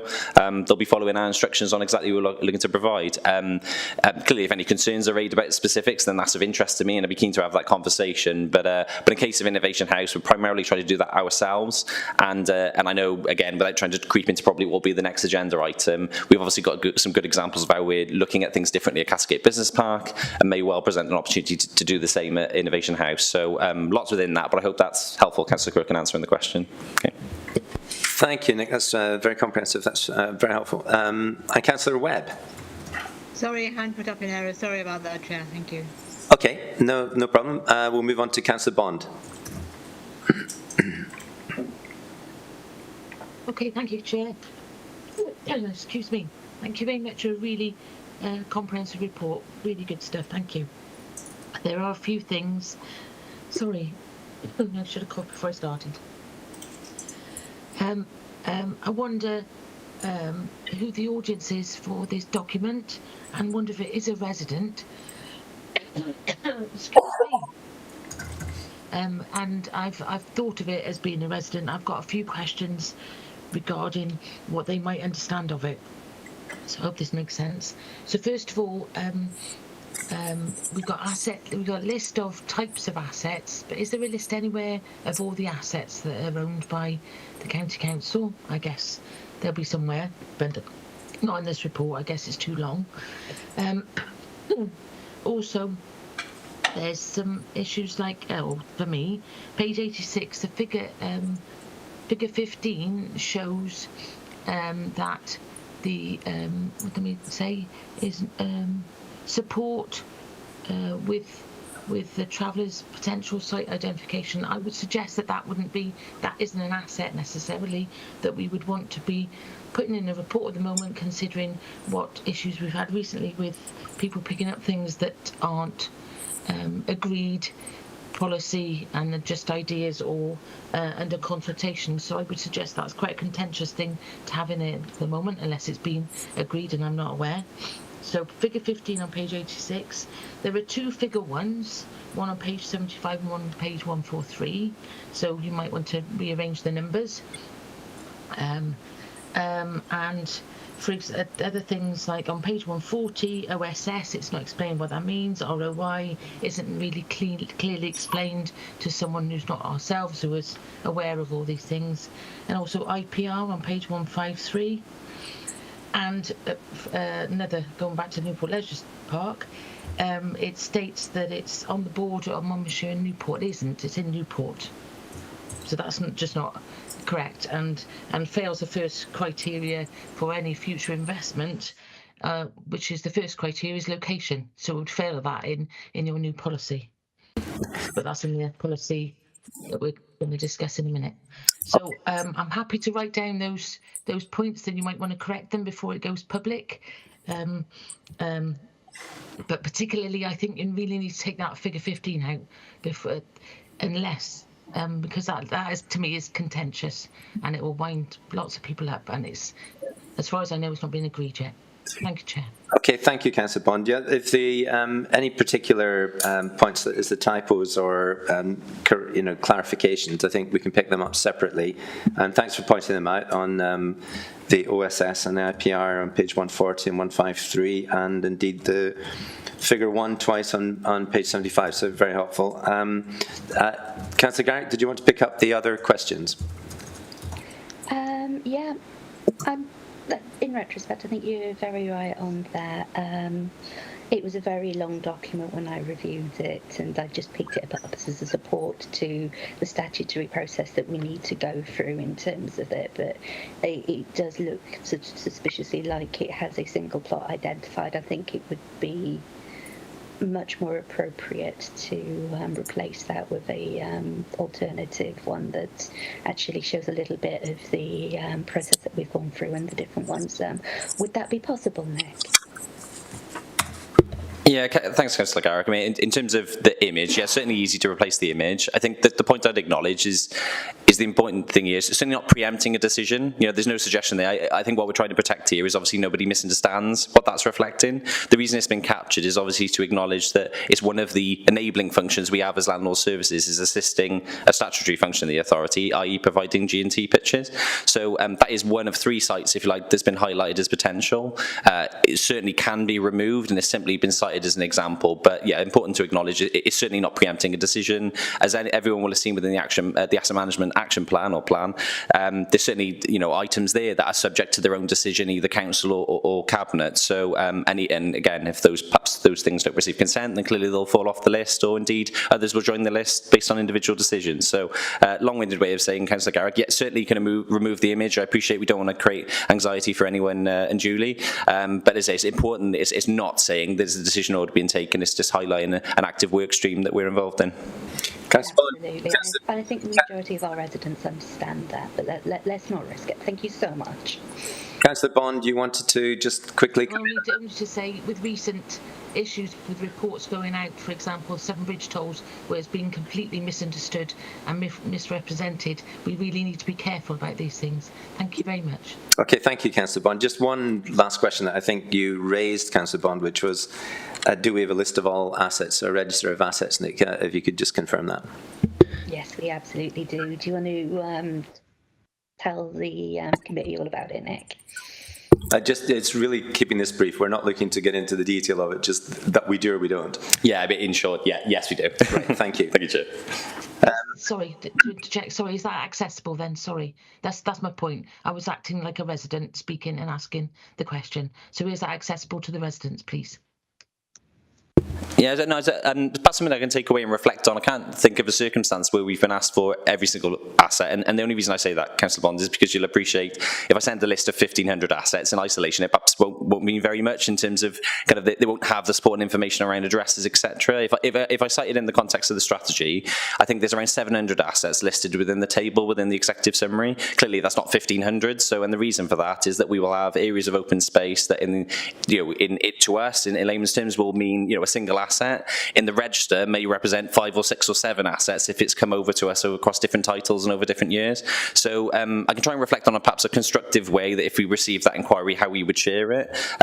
Again, you'll appreciate it's part of our role. We often receive inquiries saying, do you own this asset or do you own this piece of land? And we either answer that question definitively or point them to the land registry where they can find that answer, obviously same as anybody else. So yeah, sorry, long answer to say, yes, we have a list. In isolation, probably wouldn't be that helpful if I just sent it as an attachment, but happy to reflect on that. Okay, thank you. Thank you. Thank you, Nick. That's very helpful. Councillor Pavia, I think you wanted to come back briefly on just one last question there.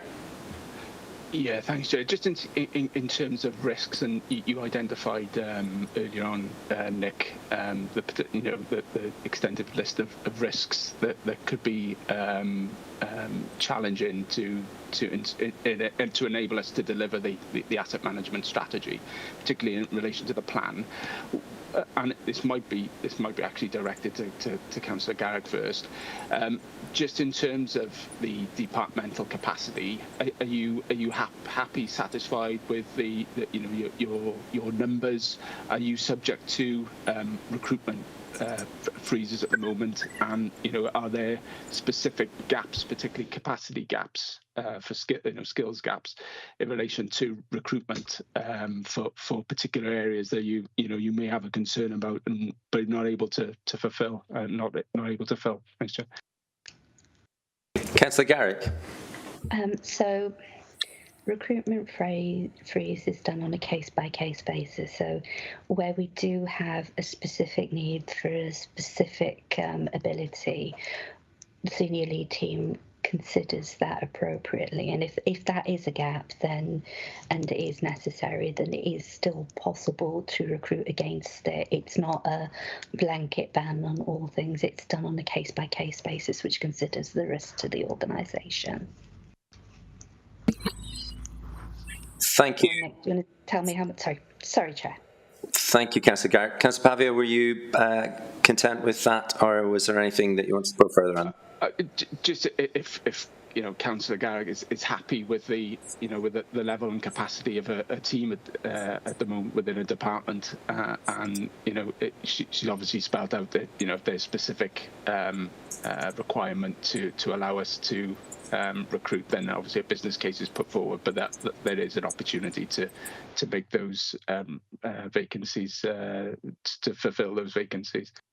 Okay, Councillor Pavia, thank you for raising the question, and Councillor Garrett for the response. So just if I may just ask a couple of points before we move on to the next report. So these are very challenging times, as we've all recognised, and our residents I think they will be interested that we're identifying that we have 62 commercial and industrial sites, 90 county farms, 49 community assets, and 38 operational assets. So just those, 239 assets. And residents might perfectly reasonably want to know what is it that we're going to do with them in order that we actually make best value to residents of the assets that we've got. That might include no longer having the assets, using them for other purposes, and so on. And whilst I, as other colleagues have mentioned, do recognise and welcome the document and appreciate that a lot of work has gone into it, it does seem to me a lot stronger on what we've already done, but not too much said about what we plan to do or what the strategy is that we will be doing. So in terms of those assets, for example, I'm really not much clearer as to what our plan or our strategy would be for them. So for example, in terms of the retail sites that we have, would the council be in a better position as not being retail experts to partly divest and into a joint venture with an organisation that might be a retail expert and use the liquidated capital for other purposes that could be very useful within our communities. I wondered also, would it be more useful for residents to have the developments grouped within Monmouthshire around our individual market towns and towns, so that any resident living in any part might be particularly interested in their part of the geography of Monmouthshire rather than what's going on elsewhere, particularly and foremost. So it might be useful to group them geographically. But in terms of what we were asking a little bit about earlier, community asset transfers, in terms of a strategy, I'm really none the wiser, because it does seem to set this out as an invitation for expressions of interest, with policy being described and process being described. But I have no idea whether or not that's something that we're going to take particular assets forward into potential community asset transfers on a more active basis. So, whilst I welcome it, and thank you also for the work that's gone into it, I think those are very reasonable questions that residents who look at this might well want to have much clearer information about. And I wonder, Councillor Garrick, if you've got any thoughts on that? Absolutely. So we are obviously in the middle of an asset review as well, which will come through in due course, which is identifying where our assets are. And you can see very clearly in the strategy how we're approaching that. You've got laid out within there how this is done. So you have the different working groups and the senior lead team, and how both the landlord services and feed into that, and how that comes up through cabinet and then obviously goes into council processes to yourself. So this is an enabling strategy rather than a specific list at an operational level, or an assessment which comes again at the operational level for that, and those will come forward, but we need to lay out the strategy on how we do that prior to going into that operational space as well. Nick, did you want to come in on that, sort of how we develop that as well? You're much more in the workings of that than I am. Yeah, thanks, Councillor Garrick. I think the only point to kind of perhaps expand on and acknowledge is the balance here between strategic direction and how we'd like to have absolute clarity on how we'd like to use things, alongside the case-by-case element that is relevant to certain areas of the portfolio. So in the context of perhaps our commercial portfolio then, and again, I appreciate this is creeping into what inevitably will be the kind of next point of discussion on the next agenda item, but for the commercial portfolio, generating and maximising income is fundamentally the kind of our core focus. That's relevant in the way that we take decisions in relation to perhaps lease events, lease renewals or rent reviews, etc. It's very clear. Having said that, that's not to suggest that the council wouldn't explore redevelopment or a different opportunity to generate capital or whatever it may be, depending on, I suppose, the specific opportunities or constraints that are relevant to that area. So I think that's the point I acknowledge. I think the behaviours or core principles are really clear. That's how we will manage and continue to manage the portfolio going forward, but also accepting that it will be case by case and there'll be certain exceptions. The second point is on community asset transfer, I think, to capture. Clearly, the strategy document updates or changes the policy is an existing policy, we should remember. So obviously, there are a number of assets that already access the kind of what would be community asset transfer. And what we're trying to do is introduce absolute clarity and parity in the way that it's dealt with. I certainly accept the Chair's point in relation to that it may result in a flurry, if you like, of groups saying, well, I'd like to be eligible for that policy, please. What it clearly sets out now is those that are and the requirements for doing so. I don't think that's a negative thing at all. I think what we're trying to introduce is just absolute consistency in the way that's dealt with. Members will appreciate the fact that we have a large number of community assets, and many of them are on very historic agreements that have been on that for a number of years. What we're trying to do is to make sure that we have absolute consistency. So I think the strategy is clear that we want to support achieving community outputs, and if the community asset transfer policy is a means of doing that, then great, and we're keen to do that. Thank you, Chair. Thank you, Nick. I'm more puzzled than I was before I asked the question. We've got in front of us an asset management strategy, and we've just heard from the Cabinet member that you're now engaging in an asset review. which sounds like the wrong way around, but I wait to be enlightened on that in future days. And Nick, what you've just described, deciding strategy on a case-by-case basis, seems the very opposite of strategy to me. Surely strategy is about what we do in the broader picture, and operationally we would make decisions on a case-by-case basis. So my question was that the strategy actually doesn't give any clarity as to what the direction of strategy is for the 239 assets that I've just described, nor does it for community asset transfers. And while this is important, I refer committee members to the second of the two recommendations that in just a few seconds we'll be asking for us to move and second, is that we as a committee approve the asset management strategy. So we're not here just asking questions idly, we're asking questions in order to make sure that we are able to approve the asset management strategy to full council. It will have this committee's support as it moves forward.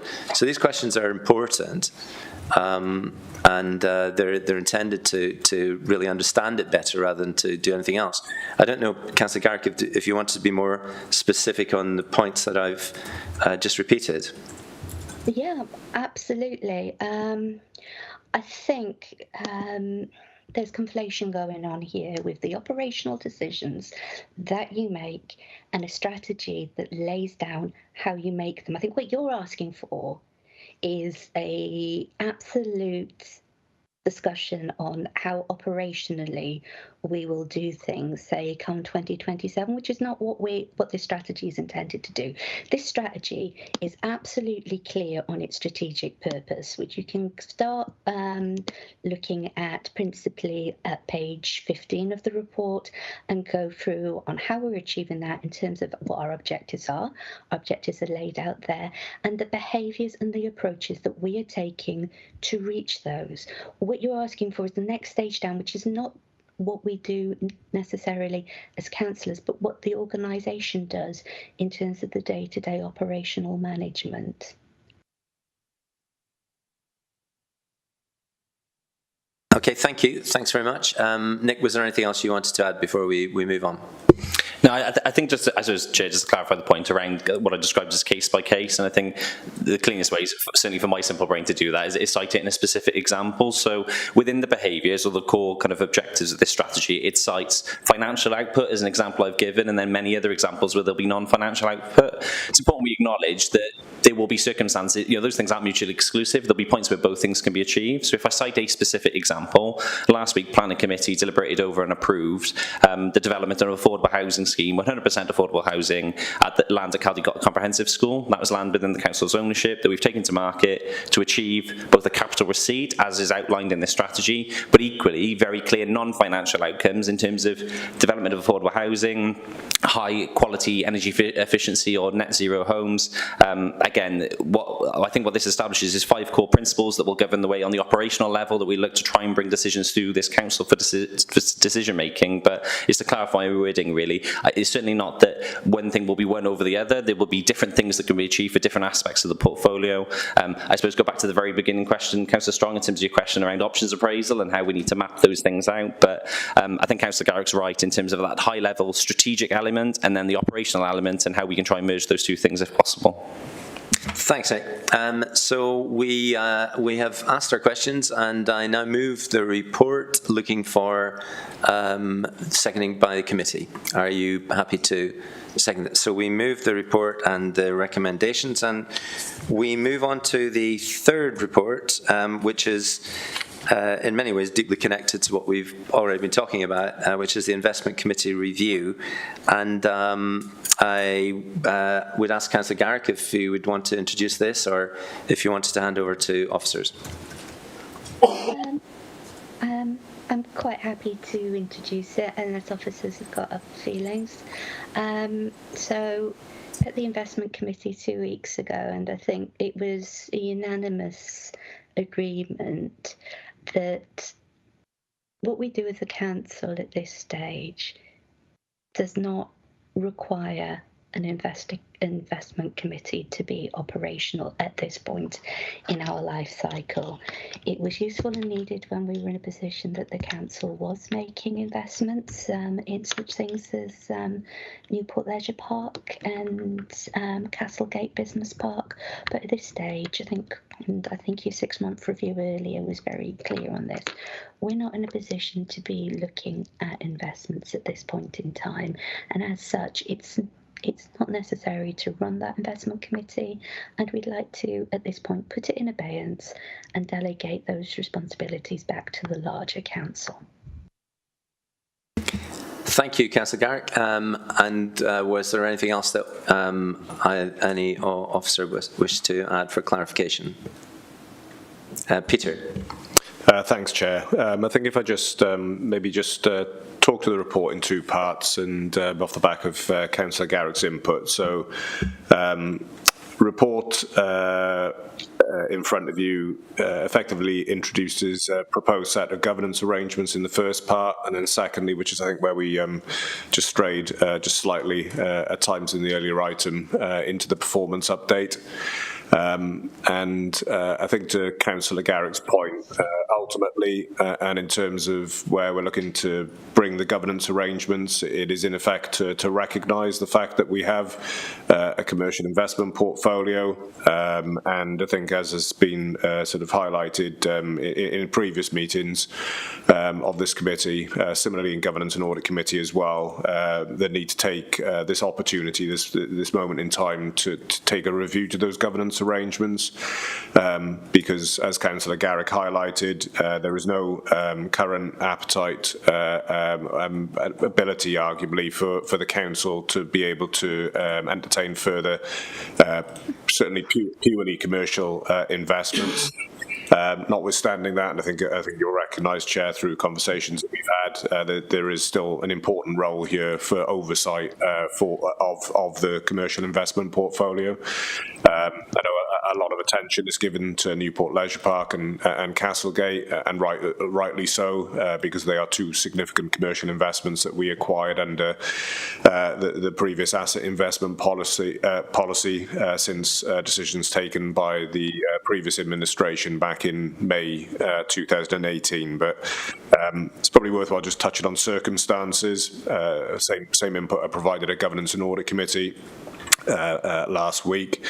But circumstances have very much changed. There has been tightening by UK Treasury, by the Debt Management Office in terms of any ability for us to undertake any further commercial investment purely for the purposes of securing a return. And in fact, even if we reflect on the likes of an investment in Broadway, Castlegate, they are clearly aligned with the furtherance of the council's policy objectives at that time, and in fact now. But certainly there is constraint in terms of what we can look to invest in going forward. Secondly, is to do with the financial standing of the council. I think we've talked that through in the month 6 report, and I think that strain on the council's finances is understood, its ability to withstand downside risk, and thirdly, coming on to that point in terms of the climate and the environment that we are in, and I don't think it'll be alien to anybody in the committee, just in terms of the relative volatility, I guess, that's in the markets, property markets, the wider economic situation as well, and that's certainly not conducive in terms of making sort of safe investment. So as a consequence of that, it's certainly a case, and again, to Councillor Garrick's point, in terms of bringing this back into the, I guess, the the wider decision-making power of the council.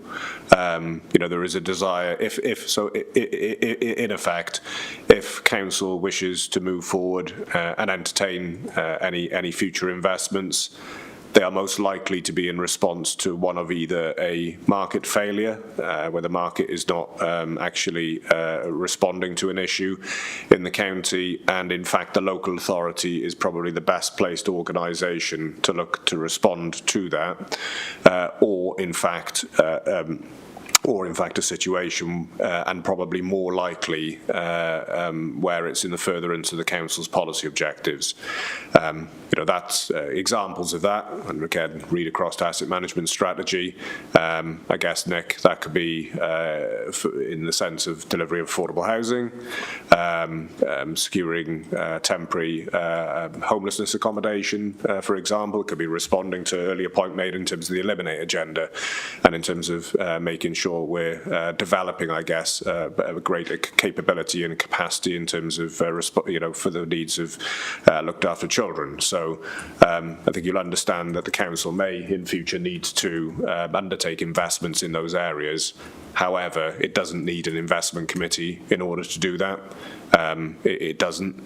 To the extent and to the point of Councillor Garrick of it being put in abeyance, if there is a circumstance in the future whereby there is an investment that is heavily commercial in nature and would benefit, I guess, from cross-party look at the due diligence that would need to be done on that, then it's Council's prerogative to be able to stand the investment committee back at that time.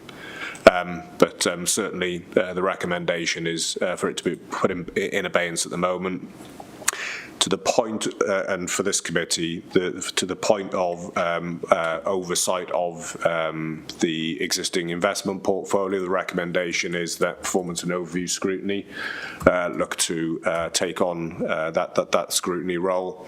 And I guess there's probably some discussions, I guess, in terms of how that works alongside the scrutiny that it would want to maintain over the delivery of the asset management strategy.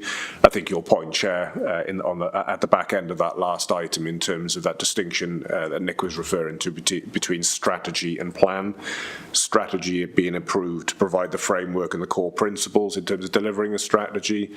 Your interest in the plan behind that then, therefore, and then delivering against those strategic aims.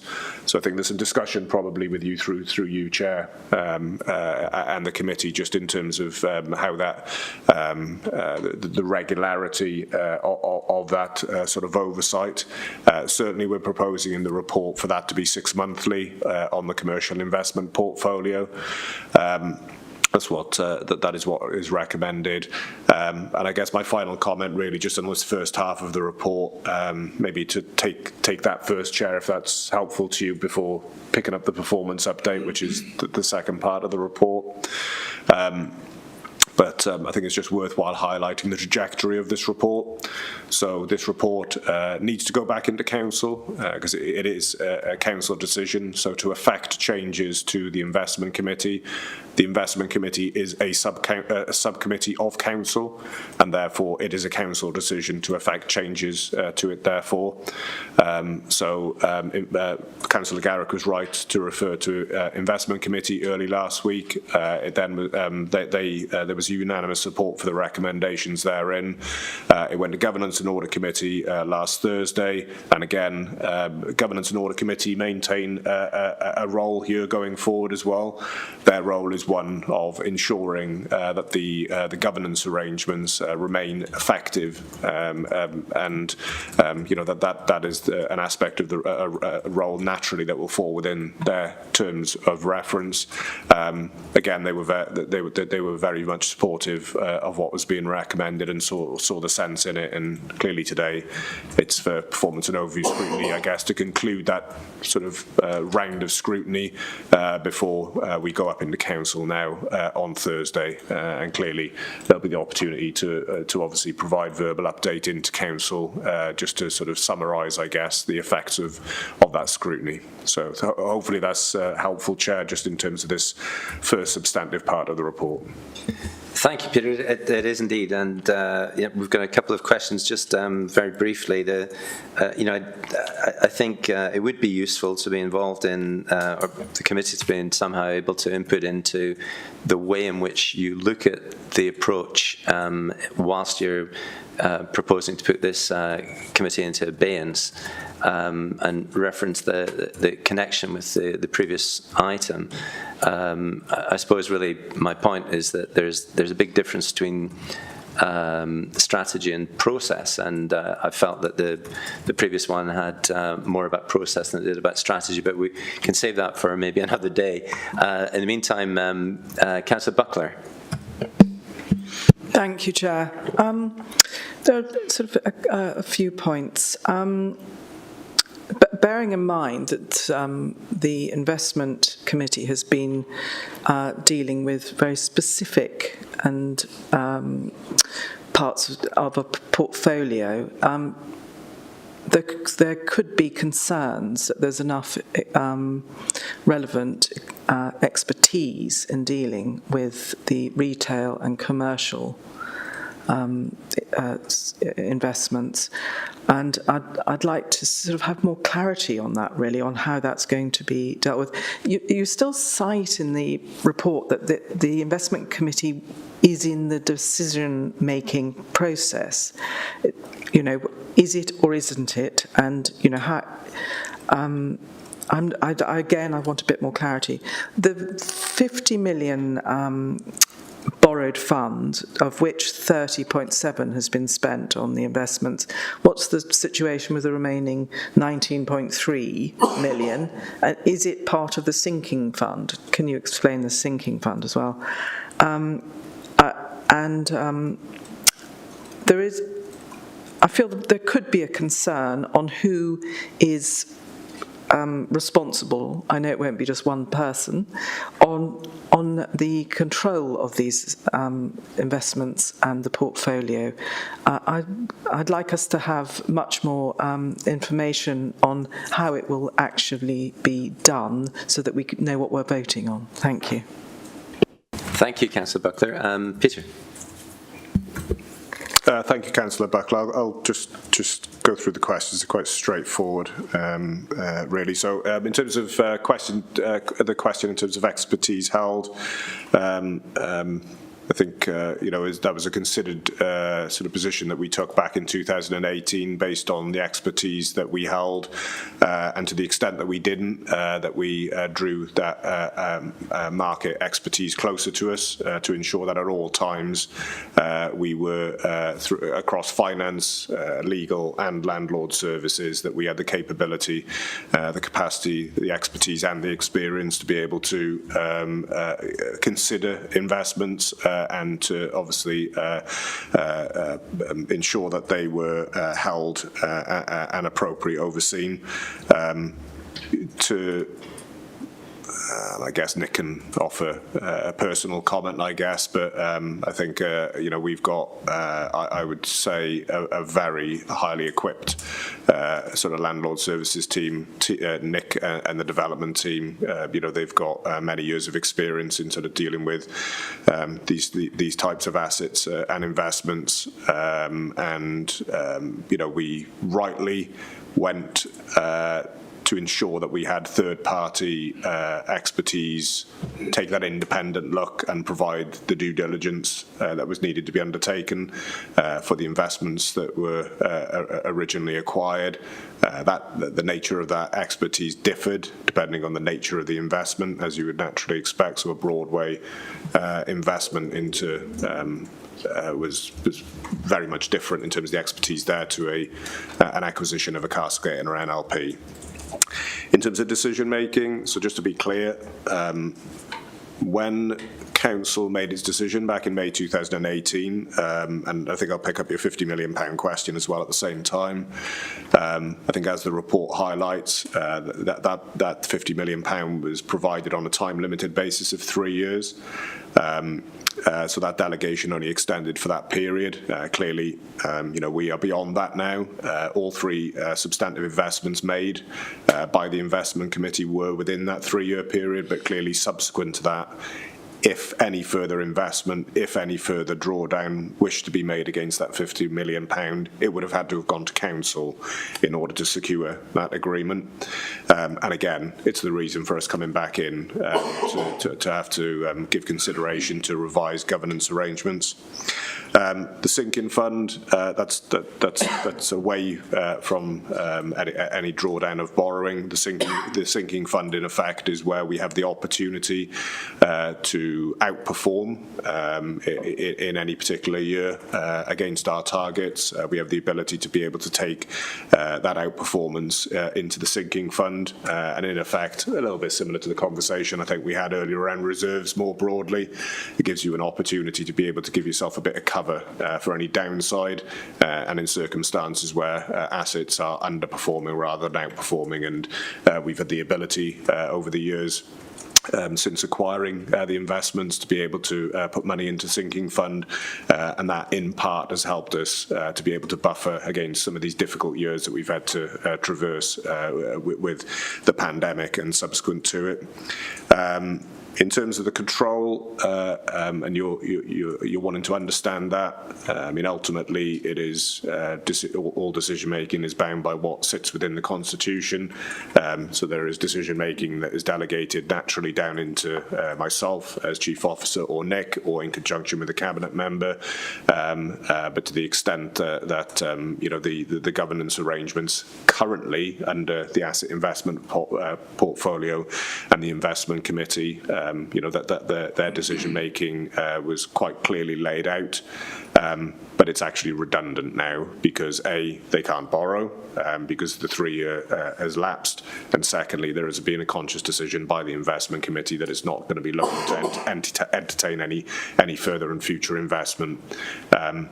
So the role of the investment committee to date, since March 2020, has been simply to monitor the investment portfolio. That's been its key purpose, and I think arguably that's probably not a good use of member time on the one hand, and in fact there's the committee structure of the council. There are better ways of actually dealing with this. Thus, why we're looking to transfer some of the responsibilities now for monitoring the portfolio across the Governance and Audit Committee and this committee as well. Thanks, Peter. I'm going to move on to Councillor Bond. Thank you very much. Again, a good report. Thank you. There's just a couple of questions, please. The phrase seems to infer on page 151. I wonder if we could get some confirmation of that rather than seems to infer. Doesn't sound very professional in a professional report to me, my own thinking. And page 151, 52, as a return on Castlegate is less than 2%, in fact is negative. And the criteria that's stated there is around for community benefit, and we're only 95% for. And I know I keep mentioning it, but I'll mention it again. Is there any chance we can make some room for the community necessary, really urgently, for the Caldecott Musical Theatre Society, who have been asking for many years? So if it's 95% full, there's no space, please? Also 7.3, good to see that about the changes that have been made, but I understand the actual purchase of Newport Leisure Park was actually not correct, so we'd have to adhere to these things. And you've just mentioned the sinking fund, Rachel's question, sorry, Councillor Butler's question. How much have we got in that? Is there any movement still in there, or have we used it all up, please? Thank you.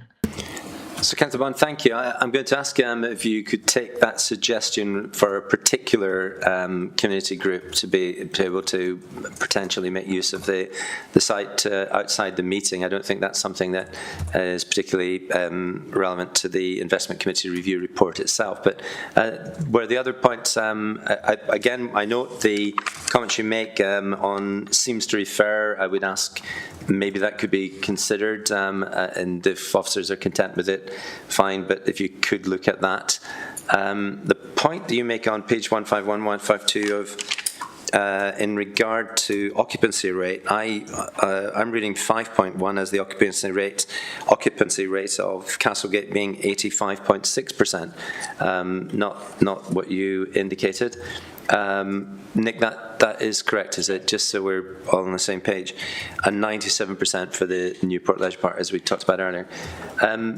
But were there any other comments that officers you wanted to respond to on that?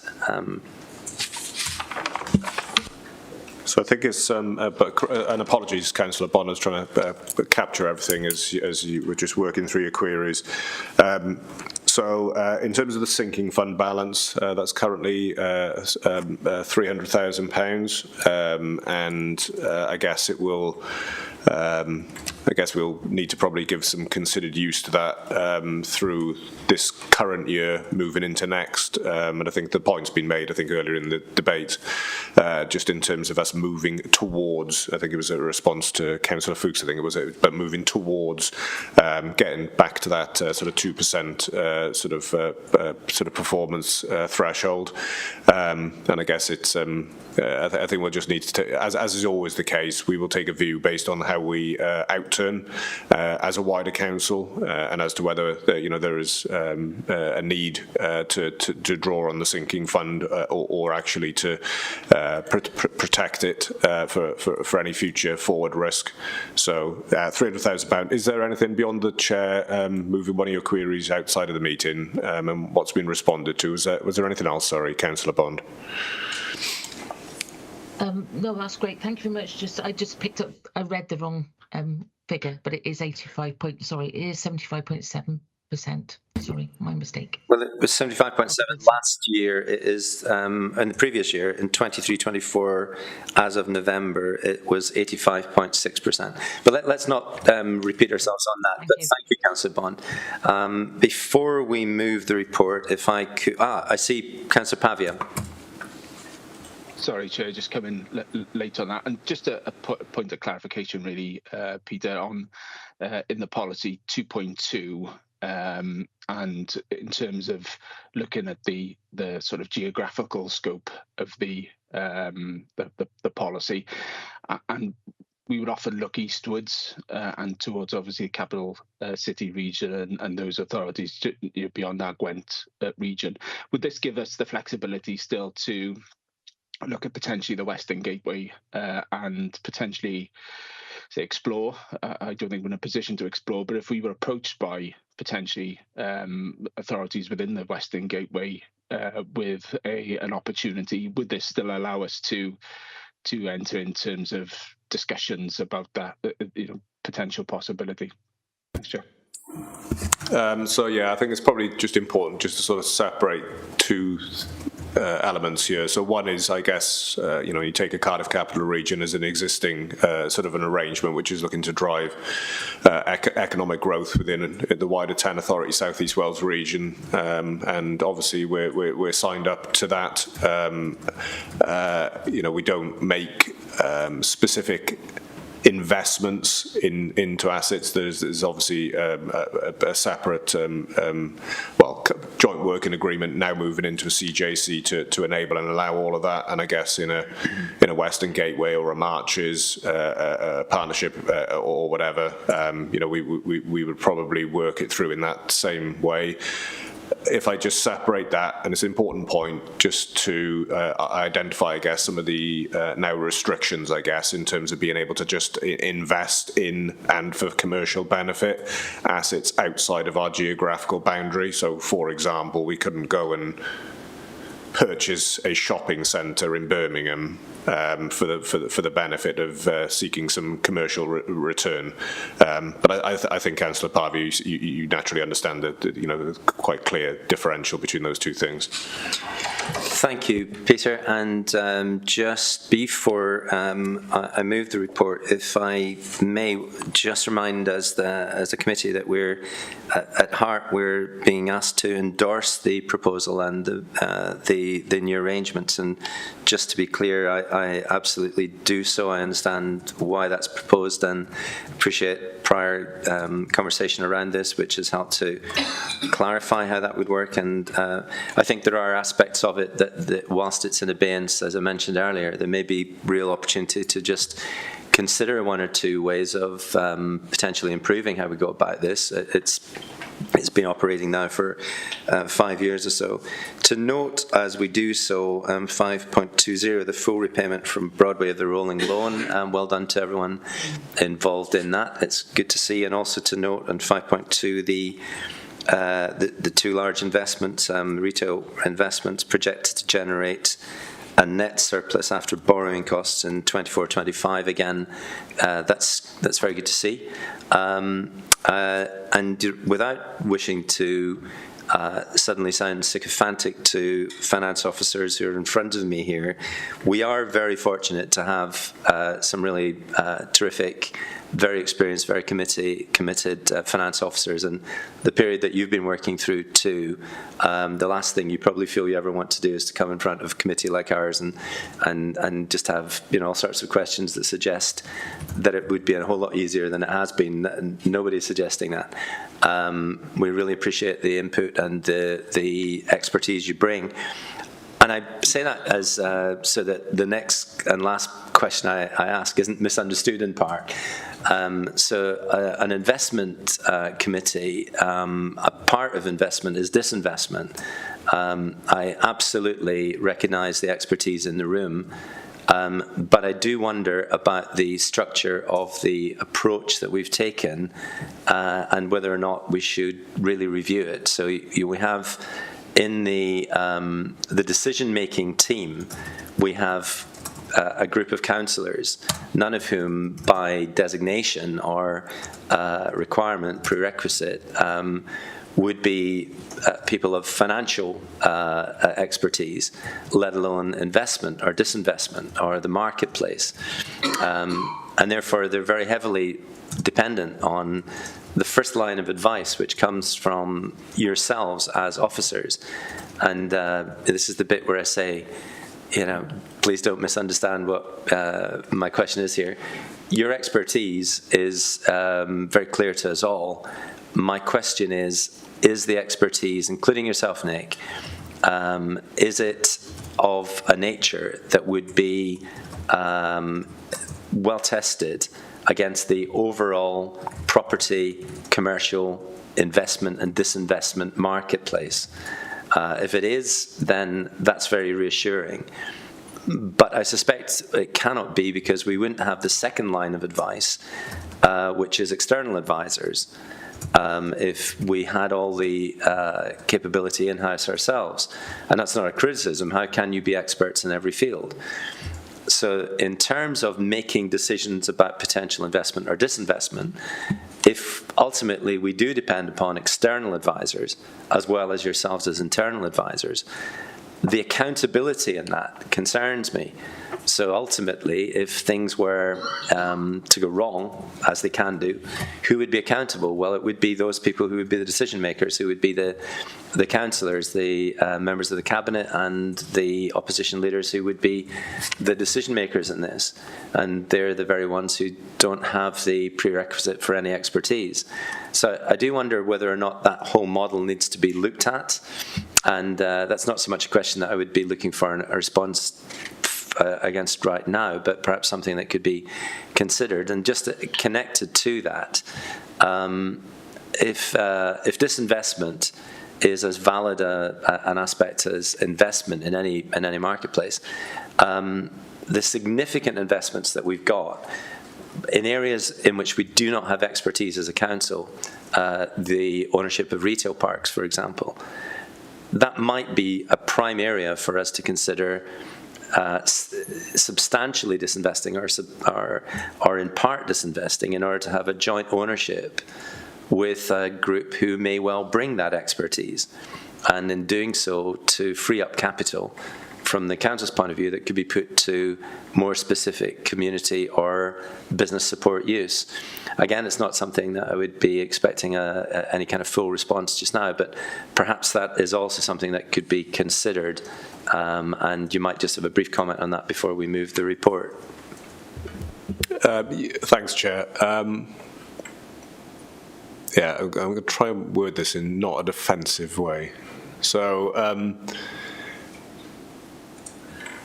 I think if I just refer back to my response to Councillor Buckler, I think we took a very careful consideration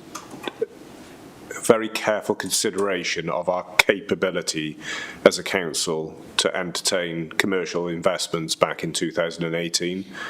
And that was at a number of levels, and it was to the point raised, your point similarly, Chair, about our ability across legal and finance and landlord services development team, our ability to be able to advise an investment committee based on the governance structure that was being entertained. And I think I think we were very comfortable, I think, and clearly you read about horror stories in other local authorities, which unfortunately, where some of this sort of sector has been really tarnished, because some authorities chose to take that path without the capability and the capacity and the experience, sometimes not even drawing on external third-party advice. So I think I've got no issue whatsoever in terms of Nick and the team from a property perspective, as much as we have across our commercial legal team and in finance as well. The point around taking third-party advice, look, and I've got like a prior experience to working in local government, where I've sort of worked in and around this sort of space. So, and even your more sort of general sort of property investment sort of companies, they will draw upon third-party advice if they are taking on board and onto their portfolios types of sectors that maybe there is not front and centre in terms of their expertise. And I guess, Nick, exactly what we've chosen and needed to have done with an NLP is distinct from a Castlegate. And also, just to highlight that the investment committee, through its tenure, has also asked of those questions. How do we get an independent lens on making sure that the officer recommendations that are coming to the fore are actually robust and solid? So I think we've been very belt and braces in terms of the decisions that we've taken. So I think that's the comment I think I afford, both in terms of the acquisitions, which is the critical juncture, and their ongoing sort of performance. The disinvestment point is a point very well made. Timing of disinvestment is what is key. And in terms of ensuring that we don't take any knee-jerk or foolhardy decisions that would ultimately lead to a level of loss or further financial pain for the council, and ultimately, and it's been the case, Nick, at all junctures where we've taken quarterly performance updates into investment committee, to the extent that the 2% thresholds aren't being met under the governance, Nick is compelled to have to demonstrate and make recommendation to the investment committee as to whether each of those assets is either sold or retained, and if retained, why it needs to be retained. So I think the governance, has sat itself on firm foundation throughout, Chair. Clearly, we're moving into a different space now with the proposed governance changes. I think the focus clearly will therefore be on, and you're right, not just the monitoring of the portfolio, but equally decisions that may or may not need to be taken around the disposal of assets. So I think, to all intents and purposes, I think, it's a point well made, and something that we will clearly need to consider with the committee as we move forward with these new governance arrangements. Thanks, Peter. It's more than just a theoretical issue. It's clearly something that it's a movable feast, and what we do in the next few years is going to be important with these assets. So thank you for that. I note that there are no further questions, so I will move the report and look for. And if I could also just remind colleagues of the recommendations, as I mentioned earlier, include of the 3 recommendations recommendations endorsing the changes. So in moving the report and seconding it, you are endorsing the changes that have been proposed. And I see that that is supported, so we do so, and thank you for that. Great. So this is a special meeting. It's not a meeting of that was prior scheduled. So we're not looking at minutes. We're not looking at the normal tie-up to forward plan. However, Robert has mentioned to me just a few minutes before the meeting started that we have the potential for the update on the community and corporate strategy available to us for the scheduled meeting on January the 30th. And I've indicated to Robert that I'd very much like for us to have a look at that at the first opportunity. And really just to remind everybody that it's a key aspect of what we've just been looking at over the last hour and a half, because the asset strategy, the way in which we manage it, relate and align directly to the corporate and community strategy. So the two things are by no means separate. They're very much linked. So when we look at that in a couple of weeks' time, we might want to just bear in mind some of the considerations we've had today. So thanks everybody online and in the chamber, and the officers who have been very patient and helpful in your responses. It's good to have a meeting underway for the year. We've got another 12 months of this ahead of us, but let's hope the conditions ease slightly. Let's keep a little bit of optimism, space for optimism in our hearts. But anyway, thank you everybody, and good to see you. See you again at the end of the month. Sure.